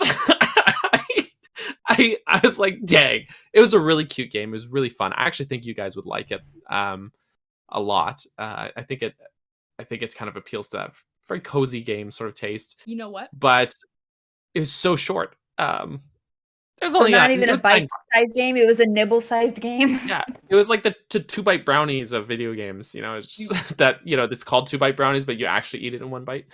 I have the perfect game for you. It will totally eat up a couple days of your time. I'm Skateboard. thinking. No. 𝗚𝗵𝗃 I gotta comes finish it. out on the 1st on Nintendo Switch. You can do 𝗚𝗵𝗃. dance battles with your weird, I think, grow them out of the ground dude people, and your little man just kind of goes like this while your 𝗚𝗵𝗃s pop off. It is so good. It is such a Alright. good game. Alright. I'm Alright, very, that's fair. very, very, very excited about it. That's fair. That's fair. But yeah, it's like this. It's a weird spot to be in where I'm like, what do I play for the next few days? I don't know what to do. Because I think is like I really try to like still find joy in just like gaming. Like so I thought you were I gonna try say and make life. time to like and life too. I find it no. But like there's the thing is like if you do this like as a job thing, like I think it's easy to like start for like gaming to just start becoming work. You know what I mean? So I try and set myself some time aside to like play games that I'm not like with no intention of streaming them or doing coverage of them whatsoever, and just play them for the sake of enjoying them. And that's why it took me months to finish Horizon, because it's a big game. But yeah, like but a short hike I think was really fun and cozy. But Nice. like dang, that game was so short. It was like, okay, well that's tonight. I guess. Oh well. It has a Yeah. 10 out of 10 on Steam. Short hike does? Oh. Yeah. Yeah, oh it's good. It's like really good. It has It's over just, like- 9,000 overwhelmingly positive reviews. It's really good. It's really good. And I had some skeptics about it. There's no enemies in the whole game. No one to kill or fight or anything like that, but it's like very I don't know, it's a very good game to sort of like when the game starts, you have no idea what's going on. Right? Mhm. But like the way the story kind of just like I want to say slowly unravels, but again, the game is pretty short, but like the way it unravels, it feels like a very personal, very very cozy game that yeah, definitely recommend it. It's really nice. It might hit you a little bit in the feels, but not in a bad way. Not in a bad way. It's So- so cute looking. Yeah, and if the pixelated like visuals aren't for you, you can actually adjust that in the options, which I didn't find out until after I beat it. So there is that. You can adjust how pixelated you want it to be. But yeah, Actually, the way the pixelation looks from these photos reminds me of GameCube Animal Crossing for some reason. It's great. oh, I can see that. Way back There's that when. sort of low poly and pixelated sort of. Mm-hmm. Yeah. Yep. I feel that. I do. Too. It's on my wish list. There you go. It's only $8 though. Yeah, it's like really cheap. It was like it was not expensive at all. Nice. So Yeah, I think $8 is worth it for 2 hours. yeah, Maybe game I'll that's- stream I- it. That's I'll- how long my I streams appreciate are. that. I There you ate go. an $8 burger in less than 2 hours, so. There you go. Yeah, it's definitely a game that you could like finish in like a single stream, or just like if you want to do something cozy for a night, you know. Yeah, really really good game though. So short though. but I'm considering going back to it. I feel like we got off topic. How did we get to this discussion? I don't know. It had something to do Games. with Doing bananas. games. So I put up Playing games. a short poll. About half the people watching voted, and 2/3 of them think that there is a chance for a direct next month, and the other So you're 1/3 saying there's a say no. chance. Well, they're saying Yeah. they think there's a chance. Well, I love. Well, I'd like to highlight what Stealth said that I think even sometimes I forget. There's no rules for when they have to do it or how they do it. Because like even when nothing really nothing quote unquote happened in June, it like was I disappointed? Sure, I want more Breath of the Wild 2 news, but you know what? I'm so behind on everything in life that I was like, you know what? I'm glad I didn't have to like last minute create a stream, which I'm still extremely busy right now. And if something comes out in September, because I'm about to start my new work schedule, although it's less hours, but still, I'll still be crunched for time. But I just feel like that's a point that unfortunately has to be made. Yes, they've had a September Direct every single year. Do I want one? Yes. Do I think there's a good chance there'll be one? Sure. But I said the same thing about June. We don't know what's going on with Nintendo, and it's just really weird when people get so like they just really get their, pardon the phrase, panties in a wad because it didn't fall in line with what they expected Nintendo to do. It's like, y'all, calm down. It's not the end of the world. It'll be okay. I wanted one too, but we're fine. I mean, I liken it to like if, let's say, you know, you're at a dinner or something and you're like excited for dessert and then you're disappointed there's no dessert. You're like, dang it, I'm so mad they didn't give me dessert. But like nobody said there was gonna be dessert. No one said that. You know, like no one ever mentioned dessert, and you've just been sitting there waiting and amping yourself up for dessert this whole time. And it's like, whoever said that was gonna happen though? You just got excited for on an empty promise that you made to yourself. So yeah, there is that. And I think I mentioned this I was going to say a few weeks ago. It might have been like well over a month ago now because we haven't done this podcast in a while. But I watched the Kit and Krista podcast as well. I think their sort of chemistry is very entertaining in that they're sometimes a little cruel to each other. But as friends can be. But one of the things that they mentioned at their about their time working at Nintendo is how when like scheduling directs and stuff like that, Nintendo has a very strong focus of trying to surprise people. Like they really want to surprise people more than anything. And they were saying how they themselves, Kit and Krista, while they worked at Nintendo, would watch through, they never named names or anything or said who, but they would watch through like YouTube videos, different like creators, and see how people would analyze previous directs, dates and patterns and stuff, and be able to predict when these directs would happen. And it would bug them. It would bug Nintendo. And I was like, dang, they didn't say who, but that sounds like us. Like, that sounds like us. Honestly, like the whole internet, though. It's not just us. Yeah. Oh, totally. Yeah. Oh, totally. I'm not saying that like it was us directly, but it definitely was like, it rang true that like Nintendo wants so badly to surprise people, and then we're kind of ruining that surprise by analyzing all this information and being able to predict these direct dates. So there's a good chance that Nintendo is wanting so badly to surprise people. They know that we're expecting a September Direct, and they're just going to be like, screw it, no, we're not giving it to them because they're because they're expecting it. The biggest surprise would be like this hour-long Direct full of all of these games that they've just been holding on to. There you go. And there's even been times that Miyamoto has completely canceled projects that were already in the work because they were no longer a surprise, like he did with the Netflix shows. That's true. Yeah. Or even like it's a bit different, but like you said that there was a Comic-Con one year where Aonuma brought a trailer for Breath of the Wild to show. Yeah, it was in New York. And then he just decided like at the convention, like last minute, he's like, nah, I'm not gonna. Yeah. just cause. Yeah. So there is that. That's always a possibility. So yeah, we'll see what happens. I think there's a strong chance. Yeah, I do as well. If not a full direct, then at least another indie thing to that way Because they'd at least want to hype up other people's games, even if they don't feel like they're ready to show off their own games. Then I feel like they did in June, instead of having another big direct, at least have something to show off the indie games coming during the Christmas holiday and stuff like that. And then after that, I guess all the rumors will begin about Game Awards like they always do. As usual. Gonna see that Breath of the Wild sequel trailer at Game Awards, right, guys? Absolutely. I'm gonna sit through all 3 hours of torture just gosh. to I vow to see it. never do it again. Yeah, it seems like it gets worse. I've done it like 3 years in a row. Last year, I don't think I even streamed it or recorded anything. I was like, why am I bothering?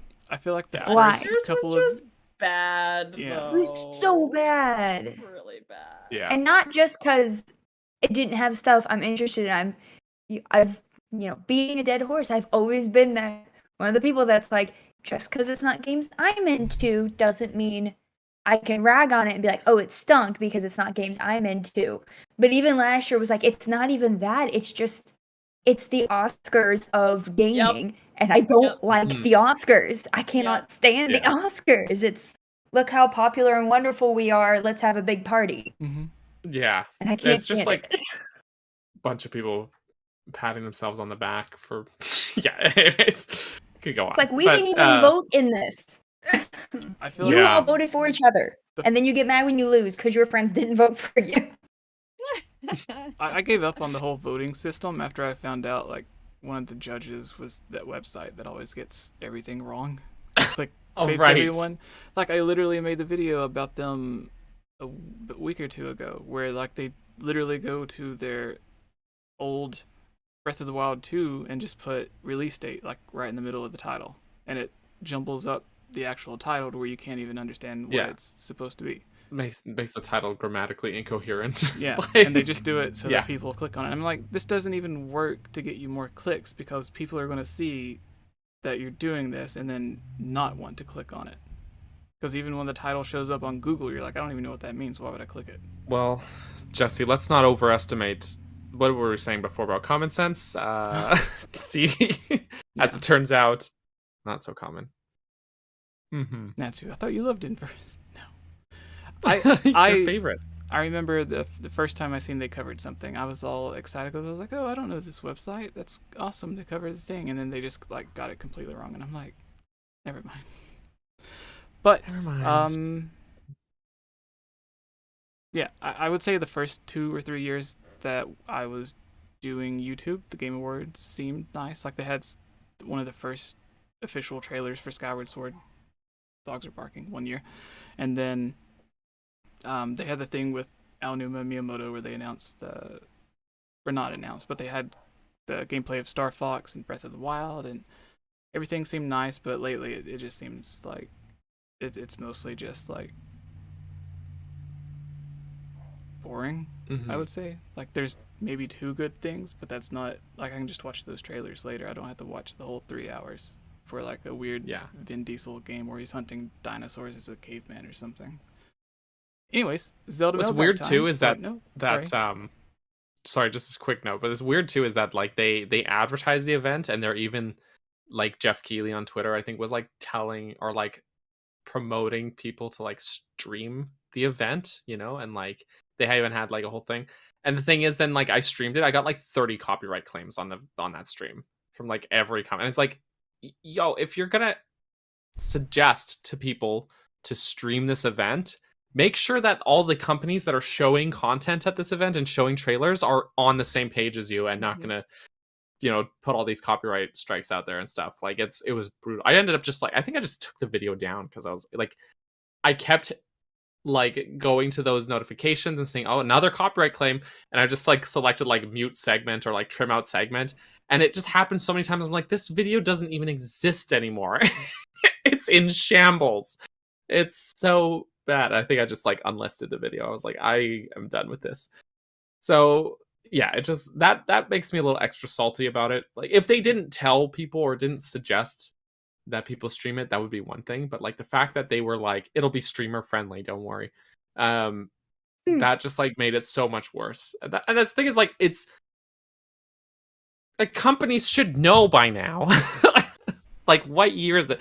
People are going to stream these events, and all that does is promote the event more. It doesn't Yes. lose you people's interest in the event or anything like that. It just gets people more amped for the event to see, like, oh, I can watch these Game Awards, but also I can watch it with, you know, this creator that I'm a fan of as well, and see their reaction to it. Like, it, yeah. Anyways, y'all should know better. I think I started doing YouTube stuff shortly after Nintendo did their whole use our stuff, use our music, use our content. Just make sure you're talking about the thing that you're using, because they saw it promotes. And so on my secondary channel that I don't do anything on, I use, it's terrible because it goes against what they said, I use all Animal Crossing music in the background, even though I don't talk about Animal Crossing, so that does kind of go against what they asked. Oh well, my integrity isn't there for that, but I'm like, I know it won't get copyright strike. Yeah. For and everything. I think that's telling. It's really sad if Nintendo is doing better at that than any other company. Just putting that out there. Yeah. That's especially it's like my little video got copyright striked. It's like, you're not even going to be making money from this, because it's always like, oh, we have to strike this so that, you know, it'll still be monetized, but they're the ones getting the money for it. It's like, they're not getting anything. You're not from getting me. anything else. They're not. They're getting like 1 penny. This does not help you. Yeah. It's just bad PR, really, is what it is. It's just bad PR. Absolutely. But Jesse, sorry, I kind of went off there, and you were trying to transition us to the mailbag. Mailbag. Guess what? I'm actually going to be here for the mailbag this time, guys. I don't think I've done a mailbag in like over a year. Oh, I had it ready for that quick transition. I was ready for you to be like, okay, guys, gotta leave. Consider yourself very, very lucky, because I think there's like a total of 2 questions in the mailbag. Oh, and there was one in the chat. And chat. Has anyone asked a question? I haven't seen a question in chat yet. I know 𝗏𝗡 has some questions in the Zelda mailbag Discord, and 𝗏𝗏𝗃 also asked a question. Yeah, Josh. We'll do his question first, since it'll probably scroll up even further and be harder to find. Wait, is it Josh? Let me see this. It's kind of far away. What? He's Josh. No, what it's name? 𝗏𝗏𝗃. Sorry. Oh. He asks, what are your confidence levels that we get some sort of Zelda game, port, spin-off, etc. before Breath of the Wild 2 launches? I think that actually goes with one of the questions that is in the Discord. Yes, it does. Does someone have it pulled up to read? Because I can't. I have you guys on Discord. I got it.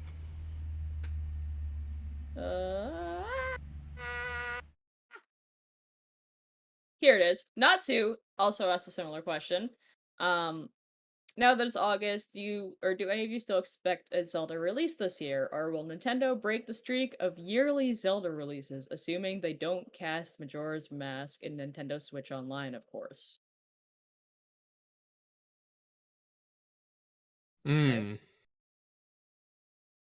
So, my confidence about a Zelda release before the end of the year is at an all-time low, to be honest. I feel like they should have done it in the summer if they were gonna. That's just me. Yeah. I wouldn't mind a spin-off, like something small, like Cadence was like a really small sort of fun little romp that was really different. If it was something of that caliber, that would be cool, I think. Because I don't want something huge before Breath of the Wild sequel. Like, that's coming in the spring anyways, so. But yeah, I mean, like, we're almost at the end of summer. Yeah, I think. Yeah. I think at this rate, like a port would be really nice. Doing a ported game of some sort, moving more, Twilight Princess HD or Wind Waker HD, bringing those over would be great. But yeah, I'm in the same boat. I think with the lineup that we have this year, Xenoblade, Splatoon 3, what am I missing? There's another really important Pokemon. There we go. Scarlet and Violet. Like, we just have so much happening this year that I think if they were to really announce anything at this point, it would draw away from the announcements of those games that are coming out, and then also from their own announcement of trying to port over or bring us a Zelda lookalike. And I think Bayonetta is supposed to come before the end of the year as well, isn't it? In October maybe, or something. We get a But I mean, Bayonetta? these are all. I think they mentioned it, but these are all big games. That's the thing too. I feel like if they did a Zelda port, it would have to be like a 2D game that's ported or something. Bayonetta's at the end of October. Yeah. I thought October. So yeah, like we have a pretty jam-packed rest of the year, and yeah, I mean, I don't know if there's room for something big before then. There'd have to be something a little on the smaller scale. Granted, Link's Awakening, when it came to Switch, was late September as well that year. So I mean, I'm not saying it's out of the question for it to not, be in the summer or whatever. But like, at least with Link's Awakening, we knew about it ahead of time. We knew about it much ahead of time. They had a demo at that E3 that we played. It was pretty fun. And yeah, like I don't know. We're just like so close to the end of summer without knowing anything. Like part of me just feels like maybe nothing's gonna happen at all. So yeah. And the thing is, like, a lot of people will be disappointed about that, but like I won't be mad, honestly. Like I've got so many games that I've got a backlog and of and everything. So like, yeah, like it'll be fine. It's been such a big year in gaming, honestly, that yeah. That's true. Yep. I am looking up. What is this? February 20. So Skyward Sword HD was announced in February and released in July, right? Right. Last year. Yes.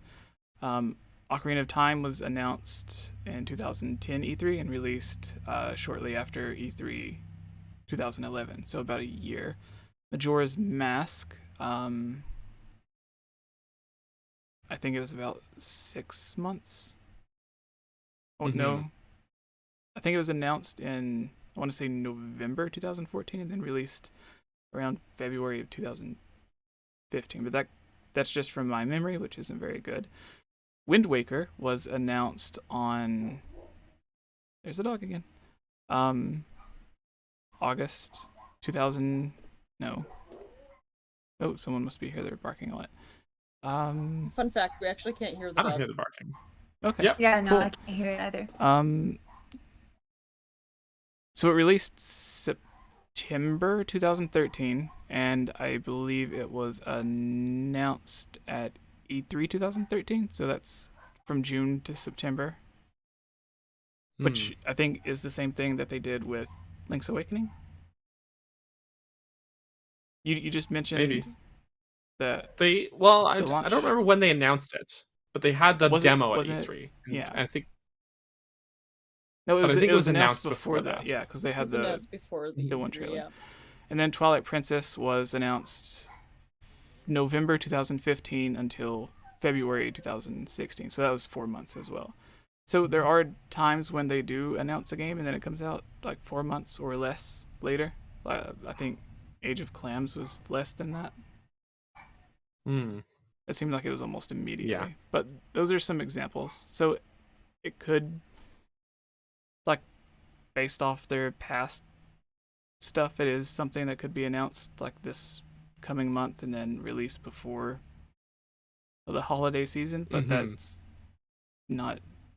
I would give it like a 10% chance, honestly. They'd basically have to announce it in the next Direct. Yeah. Yeah, and it would have to be pretty quick. Can you imagine if they shadow dropped a Zelda game? That's what I was just thinking. I was like, short of shadow dropping something. Yeah. And it would probably have to be something quick, like, oh, by the way, we ported Twilight Princess HD. Here you go. You can get it today. Yeah. Yeah, but I feel like it would have to be something smaller scale than any of the mainline 3D Zelda games. True. Like, those games are too big. And I think the way Nintendo spaces out their sort of Zelda releases, sorry, I have an alarm going off on my phone. They want to space them out enough that like people have time to like really play through and digest those games before the next one comes out. if Breath of the Wild sequel is coming out in spring and they release something closer to the end of this year, it would have to be a 2D port, I think, in order for everyone to have enough time to or something. Yeah, Minish Cap, Oracle Games, even Four Swords. Four Swords would be cool, actually, if they have like working online multiplayer for it. Yeah, I'd be down. Any of those would be cool. At this point, I'm ready to accept this will be the first year in a while with no quote-unquote new Zelda. Yeah, I'm totally ready to just accept that and move on. Fine. I can save the and excitement. Just build all the hype for the sequel. Yep. The sequel. Which there's going to be plenty of hype for that. Like, I'm so ready for the hype to come back because I feel bad. It's not like I'm not excited for the sequel, but I'm just like, I'm not thinking about it as much because I'm like, nothing's been happening recently, and I hope this doesn't come across rude, but like, seeing that there are still videos about people still making lots of speculations, which there's nothing wrong with that, but there's a part of me that's like, I'm not interested because there's nothing new. Yeah, so that's just me personally. So I'm like, I don't care. I don't want to. I guess not that I don't care, but I'm like, nah, I need something else. Yeah, and I am looking forward to that. Like, I'm not just looking forward. Yeah, I'm not just looking forward to the game. I'm also looking forward to when we do get another trailer or more information. YouTube's gonna explode for a while, and I'm gonna have a nice backlog of watch laters from Zeltic and Commonwealth Realm and Bandit and all those other people. So like, I am looking forward to that part of it too. It's never just the game anymore. Now it's also what cool YouTube videos are there gonna be. On the flip side of things, I'm kind of like glad that there isn't news, as backwards as that sounds, because I've got like so many videos planned, and if there's news, I have to drop everything and make a video about that, or I probably would. And and like, some of these videos I'm working on are taking me like upwards of like 3 weeks, 4 weeks to finish. You know, it's like I want to give myself time to work on these before this game comes out, because I think once the sequel releases, I'll probably take like a full week off of making any videos and just stream like for like 5-6 days straight of like, well, obviously, you know, not like not without break, you know, but like in a row, like just to stream this game a bunch because I want to play the hell out of it. And so like, I'm kind of bracing myself for that, but I'm like, I need time to finish these projects that I've got in the pipeline already. So yeah, there is that. We have a question. Okay. Rabbit23 GSO asks, would you rather sing with Zelda or train with Link? And that one, I would rather train with Link. 100%. 120%. You already do sword fighting. I already sword fight. Let's go, Link. Teach me how to fight with a left-handed sword, I guess. Same answer. I would rather train with Link. I am not a singer. And I'm on the other end of that. I'd rather sing with Zelda and be like, good job, go fight baddies. I can't do that. There you go. I feel like it would be Jesse. Oh, Geek started saying something. Oh, sorry. Not Geek, sorry, Tubes. That was Tubes, yes, but sorry. No, that was just gonna... close enough. People think we're the same person anyway, so. Yeah. No, I was gonna say, if I get to train with Link, then I'm just that much closer to being in his circle and stealing him from other women in the world. So, bro, he's 17. He's 117. Off limits. Walking away from that one. Maybe his own. He is 17. You cradle robber. I was gonna say, I think it's. I will say, when girls like us make comments like that, because I still think it comes up all the time. It's like, I can't feel this way for Twilight Princess Link. He's literally 10 years younger than me. Like, but it's coming from an 11-year-old brain.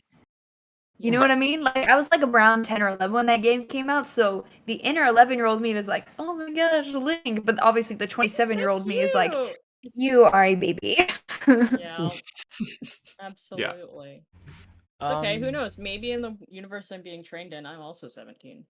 Do you guys think it would be awkward trying to train with Link, where if he is silent like he is in most of the time in the games, without being able to give you advice? It's just like, do I do this or do I do this? And he just looks at you. I'm a visual learner, it's fine. No. As someone that That's fair. as someone that trains and does sword fighting, if my trainer doesn't talk to me and correct me and verbally tell me what I'm doing wrong, it's hard. Oh, he has Navi That's for that. fair. I I think do this need, would when be I one of was the learning instances dance, where- for someone to be like, no, you flat out are not pointing your right foot in your leaps. No, a question Yeah. So bubble that's would fair. come up over top of you. There you go. That's how I it think this would be one of the communicates. instances where Link talks and actually, like, you see, there's those Age of Calamity cutscenes where he's like teaching Zelda how to ride the motorcycle and Mhm. how to like cook and stuff like that, and it's so adorable. But it's like clearly like you can see like he's doing the motions and it doesn't actually, there's no voice acting in Yeah. it, but like you can see he's doing the motions and like verbalizing and talking to her. We just don't hear what he has to say. Or he would So there meow is at you. that. And he taught Zelda, like in the Breath of the Wild memory, she mentions that he taught her about like horse care stuff Right. and like to like make sure to soothe your horse and stuff like that. So like obviously he can be a good teacher. He can be a good teacher. Maybe he could text you. He can text you. Maybe he doesn't talk, but Maybe. he does have, like Jesse was saying, you have the speech bubble over your head. There you go. Mm-hmm. You There you know, go. that works. He will pick one of two sassy remarks to make. See, I would go I use with Animal Crossing emojis. Have There you the- go. Yeah. I'm Yeah. sort of Happy- split in the middle on this, but I think I would have to go with singing with Zelda because I would like to learn how to sing better. Yeah. All right. So that's why I picked Just that. define the just wanna rock out stereotype. some Two good Canadians harmonies with here her. Will define protect stereotype. you. The two Canadians are like, we're ready to fight. Envy also says in the Have chat. you seen Canada? We have moose and. That's Okay, true. moose Yeah. are terrifying. Yeah. They're like Got real it. life. They're Actually, huge. though, the I other didn't day, understand how big they are until I saw they're huge. demonstration. There's like a mall sort of place where my mom lives in Colorado that gives you an accurate portrayal of like how big some animals are, and you're like, oh yeah, bears are huge. I'm like, I know Yeah. moose are huge, and I saw the moose and I was like, oh lord, because I was always taught never swerve, always just hit your brakes. If you hit the duck, you hit the duck. It's okay. And If you for hit this the one, it was moose, like, you're- no, you don't hit No. the moose, you swerve. You swerve. Yeah, because if you hit the moose, your car's done. That's the thing. And Your car possibly, is. so are Moose you. will walk away. The moose will walk away fine, but you're done. But yeah, actually, the other day, even a family of bears like walked up past my driveway. They were just walking along, going for a little walk in broad daylight.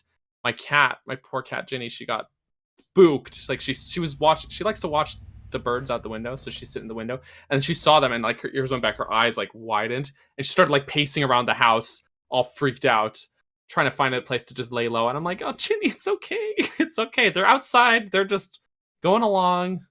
She got so coming spooked. in. But yeah, we my get mom bears and catches shit. crazy footage. Her backyard, they have bears. They've had bobcats in their backyard. And it's usually Mhm. at night, and her cameras will just go off. You usually just see deer, and it's really cute. But it's also You're like, cute. I'm not going outside of your house at night. It's like we've got gators, we've got palmetto bugs, we've got water moccasins and crap, Oh, those palmetto bugs. and mosquitoes that literally, I think, just like bug spray. Hmm. But I'm not dealing with no.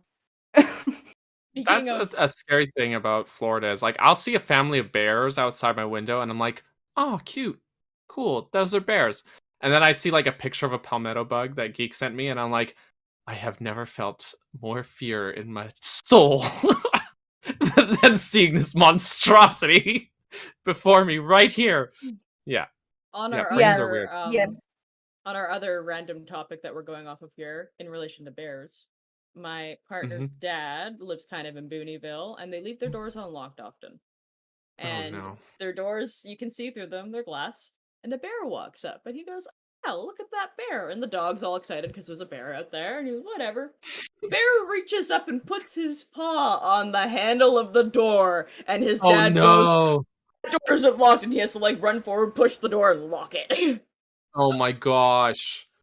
Not the Isn't it bear just being right? like, hey, don't mind if I just May I? don't mind me. I just My just name pop is it in. Banjo. Yeah. Legit. I imagine Oh my your heart gosh. would have to be like in your throat in that moment. Yeah. Absolutely. Seriously. I have seen gators, but usually it's like if you're not in the water, you're fine. Because people are like, you got gators, you got sharks, because you're like 15 minutes from the ocean. I'm like, don't get in the water. You're fine. Yeah. Shark ain't gonna walk up on land. That would be a bad day if they did. That would be a bad day. It would be. Aren't gators Yes, it just would land be. sharks anyways? I mean, basically, but they're not super fast on land. Also, just don't go near them. That's the thing. A lot of the incidents I've heard about, at least, is really just people being stupid. Yeah, that sounds right. It's like, why? They're like, it just came out of nowhere. It was in my backyard. It's like, why'd you get near it? Mhm. You know, what were you doing? Were you trying to pet it? Are you stupid? Apparently so. Why? Just no. Or people are like, I don't understand how I get all these bugs in my home, and they just leave their doors open. They just leave their screen doors open. I'm like, you can't do that in Florida. You can't. Like, even with my roommates, God bless them, they love being on our porch. But they're like, well, I'll just keep the screen closed. And like, we literally had to have a sit down, and I was like, I'm not saying this to be rude. I can't bear the thought of bugs in my room. I didn't sleep in my room for like a week because of an incident, because I'm paranoid, and I fully acknowledge that. So they're like, all right, unless it's under 55 degrees Fahrenheit, door will always be all the way closed, not just screen, because I'm sorry, palmetto bugs can squeeze through anything. I keep my drains closed because they come up through the pipes too. Because it's an apartment, so it's not even a you're dirty thing. Oh, because people are like, well, if you're not dirty, I'm like, no, palmetto bugs just do it because they can and because they're the spawns of Satan. I will never hammer that in enough. But they were so good about it, they're like, that's okay. Because I was like breaking out in a sweat trying to talk about it, and they're like, we will keep it closed unless it's like under 55 degrees, which is almost never. Which I think is like comparable to like high 20s Celsius, something like that. High 20s, low 30s. That's still a warm day here. I know that's 12 degrees Celsius. Oh, yeah. That's pretty chill. Oh, that's like just kidding. I totally miscalculated. That's a pretty comfortable temperature, actually. That's like you could wear a light coat. Maybe a hoodie or something, you're fine. Or I know we're super off topic. The people that'll be like, oh my gosh, you get so much rain there though. I bet it gets so cool. I'm like, nope, it gets worse. When it rains here, it gets worse. Balmy. It's just, you just walk out and you're like, I'm in a pool. And it's hot. But not like a hot tub. And then the mosquitoes are like, time to play. Do we have any other questions? Yeah. Daniel. Was there another one in the final Discord? Question? Yeah, take the final question in the Discord. There'll be one. Oh, there's Shadow. actually. I think from Shadow. What do you think happened to the Master Sword to make it look that deformed? That's the question. What do you think happened? It got munched. I was gonna say, munched. didn't we already have that idea that one of us got hungry and ate it? Was it me that ate it? I believe so. Yeah. Oof. You said in the chat earlier you were hungry, so. I'm hungry. Did it give you heartburn? Master Sword right about now. Got one back there. The sword, smaller. The sword can spontaneously catch on fire and shoot energy. So, did it give you heartburn? Always. It's a little spicy. Spicy sword. A little spicy. Yeah. Sour cream. No bigs. No bigs. Yeah. That's his Master Quarrel. Asterisk. Yes, that's right. The Master Quarrel. But no, I feel like we kind of already have a glimpse of that in the trailer for real. Yeah, like the old malice munch happening. So it does both. It messes his arm up and it messes the sword up. Yeah, exactly. Indeed. I guess that's. Wait, no, you said there was other questions in the Discord. Someone want to take it?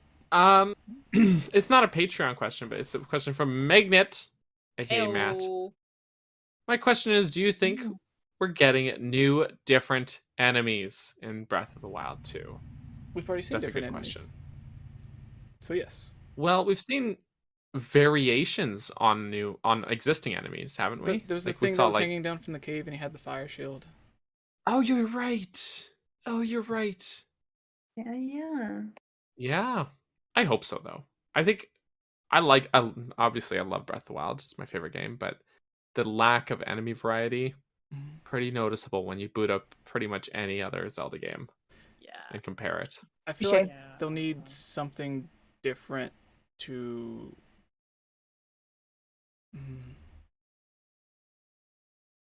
be afraid of in the overworld, aside, because I think like all the guardians and stuff should be gone. Mm-hmm. Yeah. So, or at least completely turned to stone like they are in the thing. So, yeah, I feel like there'll be something new to replace that. Mm-hmm. I want to see Darknuts and Iron Knuckles show up. Yes. Or either one. Either one. I love the Darknuts and Twilight Princess, though. They're like so fun. super intimidating. They should get super fun to fight. Lionel's the whole ball and chain thing that they swing around. Like the one, or the Iron Knuckle, whatever it's called, in the Snow Peak Ruins, the mini boss. Yeah, that mid boss fight is pretty fun. So that'd be cool. I want to see enemy dragons to fight, or a boss dragon or something. But yeah, I think there'll definitely be more types of enemies. Maybe more enemies that fly around as well, since that'll be a huge thing in this game. Mm-hmm. Like Peahats. Like, flying enemies. Imagine how hard it would have been in Breath of the Wild if you were trying to glide off of a cliff or something, and there was like one of those Korgorok things from Twilight Princess chasing after you. Oh yeah. Or even if they want to like continue just like doing like remixed enemies from the first game, then you could have the aerial foes from Twilight Princess. Just slap some wings on that 𝗟𝗏 and new enemy, you're good. Like in Twilight Princess, they had those. That's how you got the exactly. double claw shot. Yeah, exactly. That was fun. That was fun. Throw some of those guys in the air, and then you're like, you're good.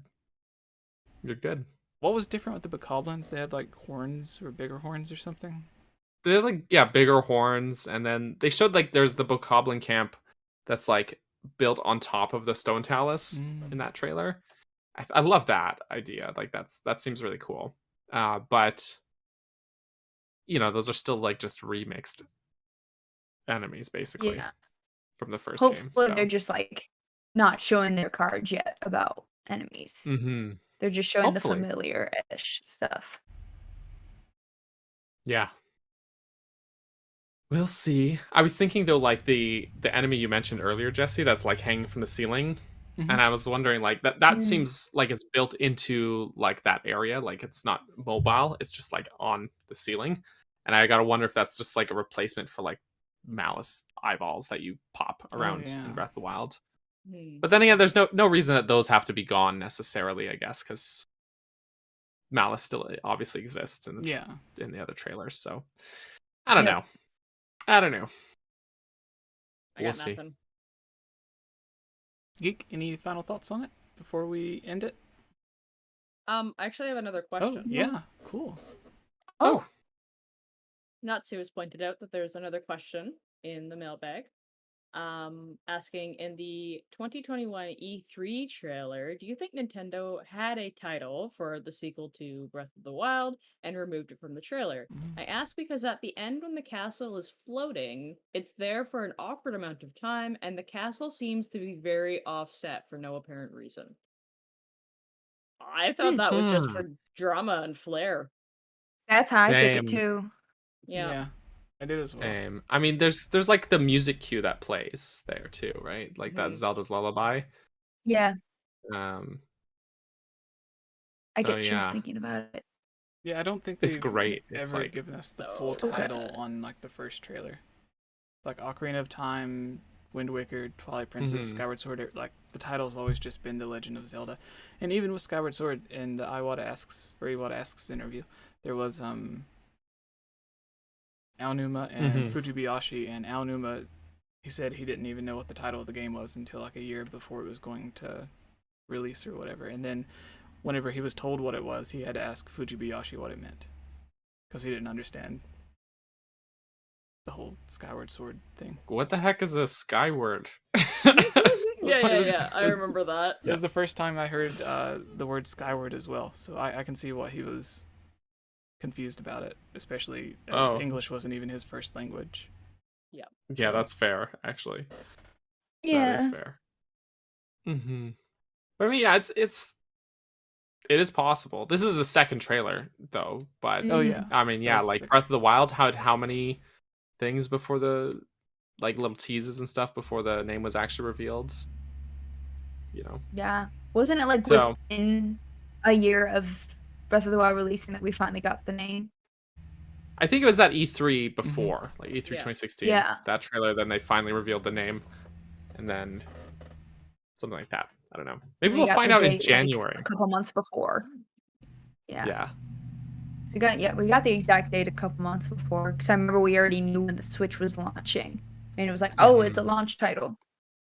Yeah. Aaron says, do you think you would want there, or what do you think would you want? Do you think there could be would you want there? Dark Link. Yeah, I like Dark Link.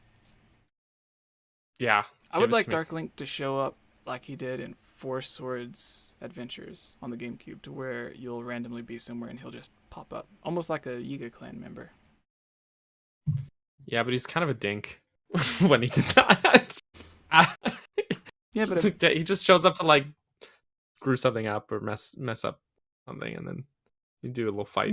Yeah, it's kind of funny when you read that it's supposed to be the original Ganon, and it's like, this is the best you can do, really.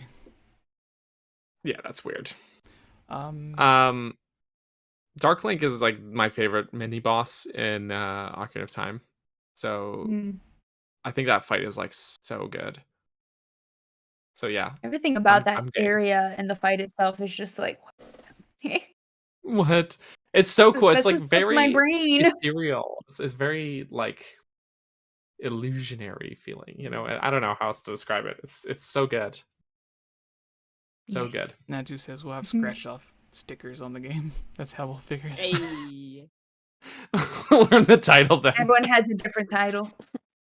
Yeah. Oh my gosh. Yeah. It's personalized. Wow, that would make life very complicated for a lot of people. Right. It very much would. Yes. Here, come up with 7 million names. Yeah. Yeah, no. If it sells, it's like 25 million the first game sold, so I mean yeah, even more than that. You need like an AI title generator. Yeah, exactly. And you probably get really weird stuff. Yeah, a lot of the weird ideas people have come up with. Breath of Darkness. It's real. Breath of Darkness is real. Breath of Darkness. If it ended up being Breath of Darkness, I'd be like, I don't know whether to eat my words or be upset. I think I would actually be angry. I feel like, who thought this was a good idea at Nintendo? How did this get approved? Ashamed yet embarrassed. Switch of the Moblins. No, Stench of the Moblins. Stench of the Moblins. That. Oh. Is that everything? I think that wraps it up. Yeah. Yeah. Geek, it's been a long time since you've been on the podcast, long enough to end it and give all of your stuff. So, how are you doing? Let everyone know where they can find you. Yeah. Well, I'm glad I was finally able to stay for the whole thing, because it wasn't like super late at night. I'm not working right now. I still have 1 more week of vacation, so that's nice. I am the Geek Apprentice. I am here on YouTube. I finally am starting to make a log of scripts for videos. I just have to like actually finish them. I'll have another video going out this week. Hopefully we'll stream more this week. Probably Animal Crossing. I did do a Ring Fit stream recently. Maybe one day I'll finish Kirby and Twilight Princess HD. We'll see. I will finish Breath of the Wild once we have, I think I said a release date is when I said I would finally defeat Calamity again. It's something like that. I'll finish it before then. But yeah, I make videos and I stream, and It should be interesting because I'm in a new atmosphere. My roommates and I had to move. So I'm in a new place. But you can also find me on Instagram, where sometimes I do random things, I guess. Sometimes random Q&As or reels, just because sometimes I find the sound bites funny. And I have a Twitter, but it's promotional. So I just post, hello, I went live. Because I think Twitter would be a dangerous place for me. It's just better that I don't do it. Some people have good control. I don't. So therefore, I only use it for that. I think it's just, I'm the same way with Facebook. So that's why I just know myself and I want to be careful. Yeah, that's me. And yeah, I'm wearing one of my shirts. I have a shirt now. And I have mugs that say scared of whiz bangs. Only cool people know what that means. Love it. That's so good. So good. Thank Geek Mom.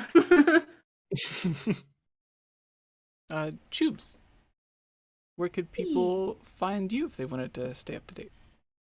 Yeah, you can come hang out with me on Twitter at 𝗬𝗵𝗲 and also Instagram at 𝗬𝗵𝗲. Do have a YouTube channel that's a little bit quiet right now because I haven't been streaming, but I like to upload my VODs to YouTube at 𝗬𝗵𝗲. And when I have time, I'm also streaming on twitch.tv/𝗬𝗵𝗲. Though lately I find anytime I'm doing anything stream related, I'm guesting on Bergerson's channel. So that happens a lot. There's a really good chance that next month I will probably be making regular guest appearances on his channel. Yes. And that's me. Oh, yeah. No, that's it. That's me. All right, Burger, your time. And twitch.tv/𝗬𝗵𝗲 with an extra A. That's what I was gonna say, and then I was like, you didn't say it. 𝗬𝗵𝗲. Yes, and I'm Daniel, Capt Bergerson. That's CAPTBURGERSON. All the links are for all of us are in the description as well, so you can always follow on your preferred platforms. But yeah, I also make Zelda videos, mostly talking about Zelda dungeons, their design, and if they suck or they're great. Usually the latter. And it's a good time. I also stream a couple times a week, working through a little sort of game you might not have heard of. It's a pretty obscure game called The Legend of Zelda: Ocarina of Time. Been streaming that on Wednesdays. Maybe you've heard of it. I don't know. But yeah, also we'll be streaming Blossom Tales tomorrow. And I'm dedicating Saturday nights to Splatoon coming up because I just had such a good time with Splatoon 3 demos. So that's going to be a mainstay there. So people want to watch Tube make a guest appearance and us, our banter, which can be sometimes a little mean, sometimes a little fun, and also maybe play with us, then hang out then and there for that stuff. So should be fun. Be fun. And sometimes I swear I make videos as well. They just I've just been very slow with the uploads because these videos are long and ambitious. So yes, that's me, Jesse. Yes. Who are you? I've yet to figure that out, but I will let you know as soon as I find out, Daniel. Thank you for asking. I am Game Over Jesse. Everything is at Game Over Jesse. I guess I was sort of lucky with that. So Twitter, Instagram, YouTube, everything. Feel free to go and give a follow, or you can follow the podcast itself. Has its own Twitter and Instagram and everything as well.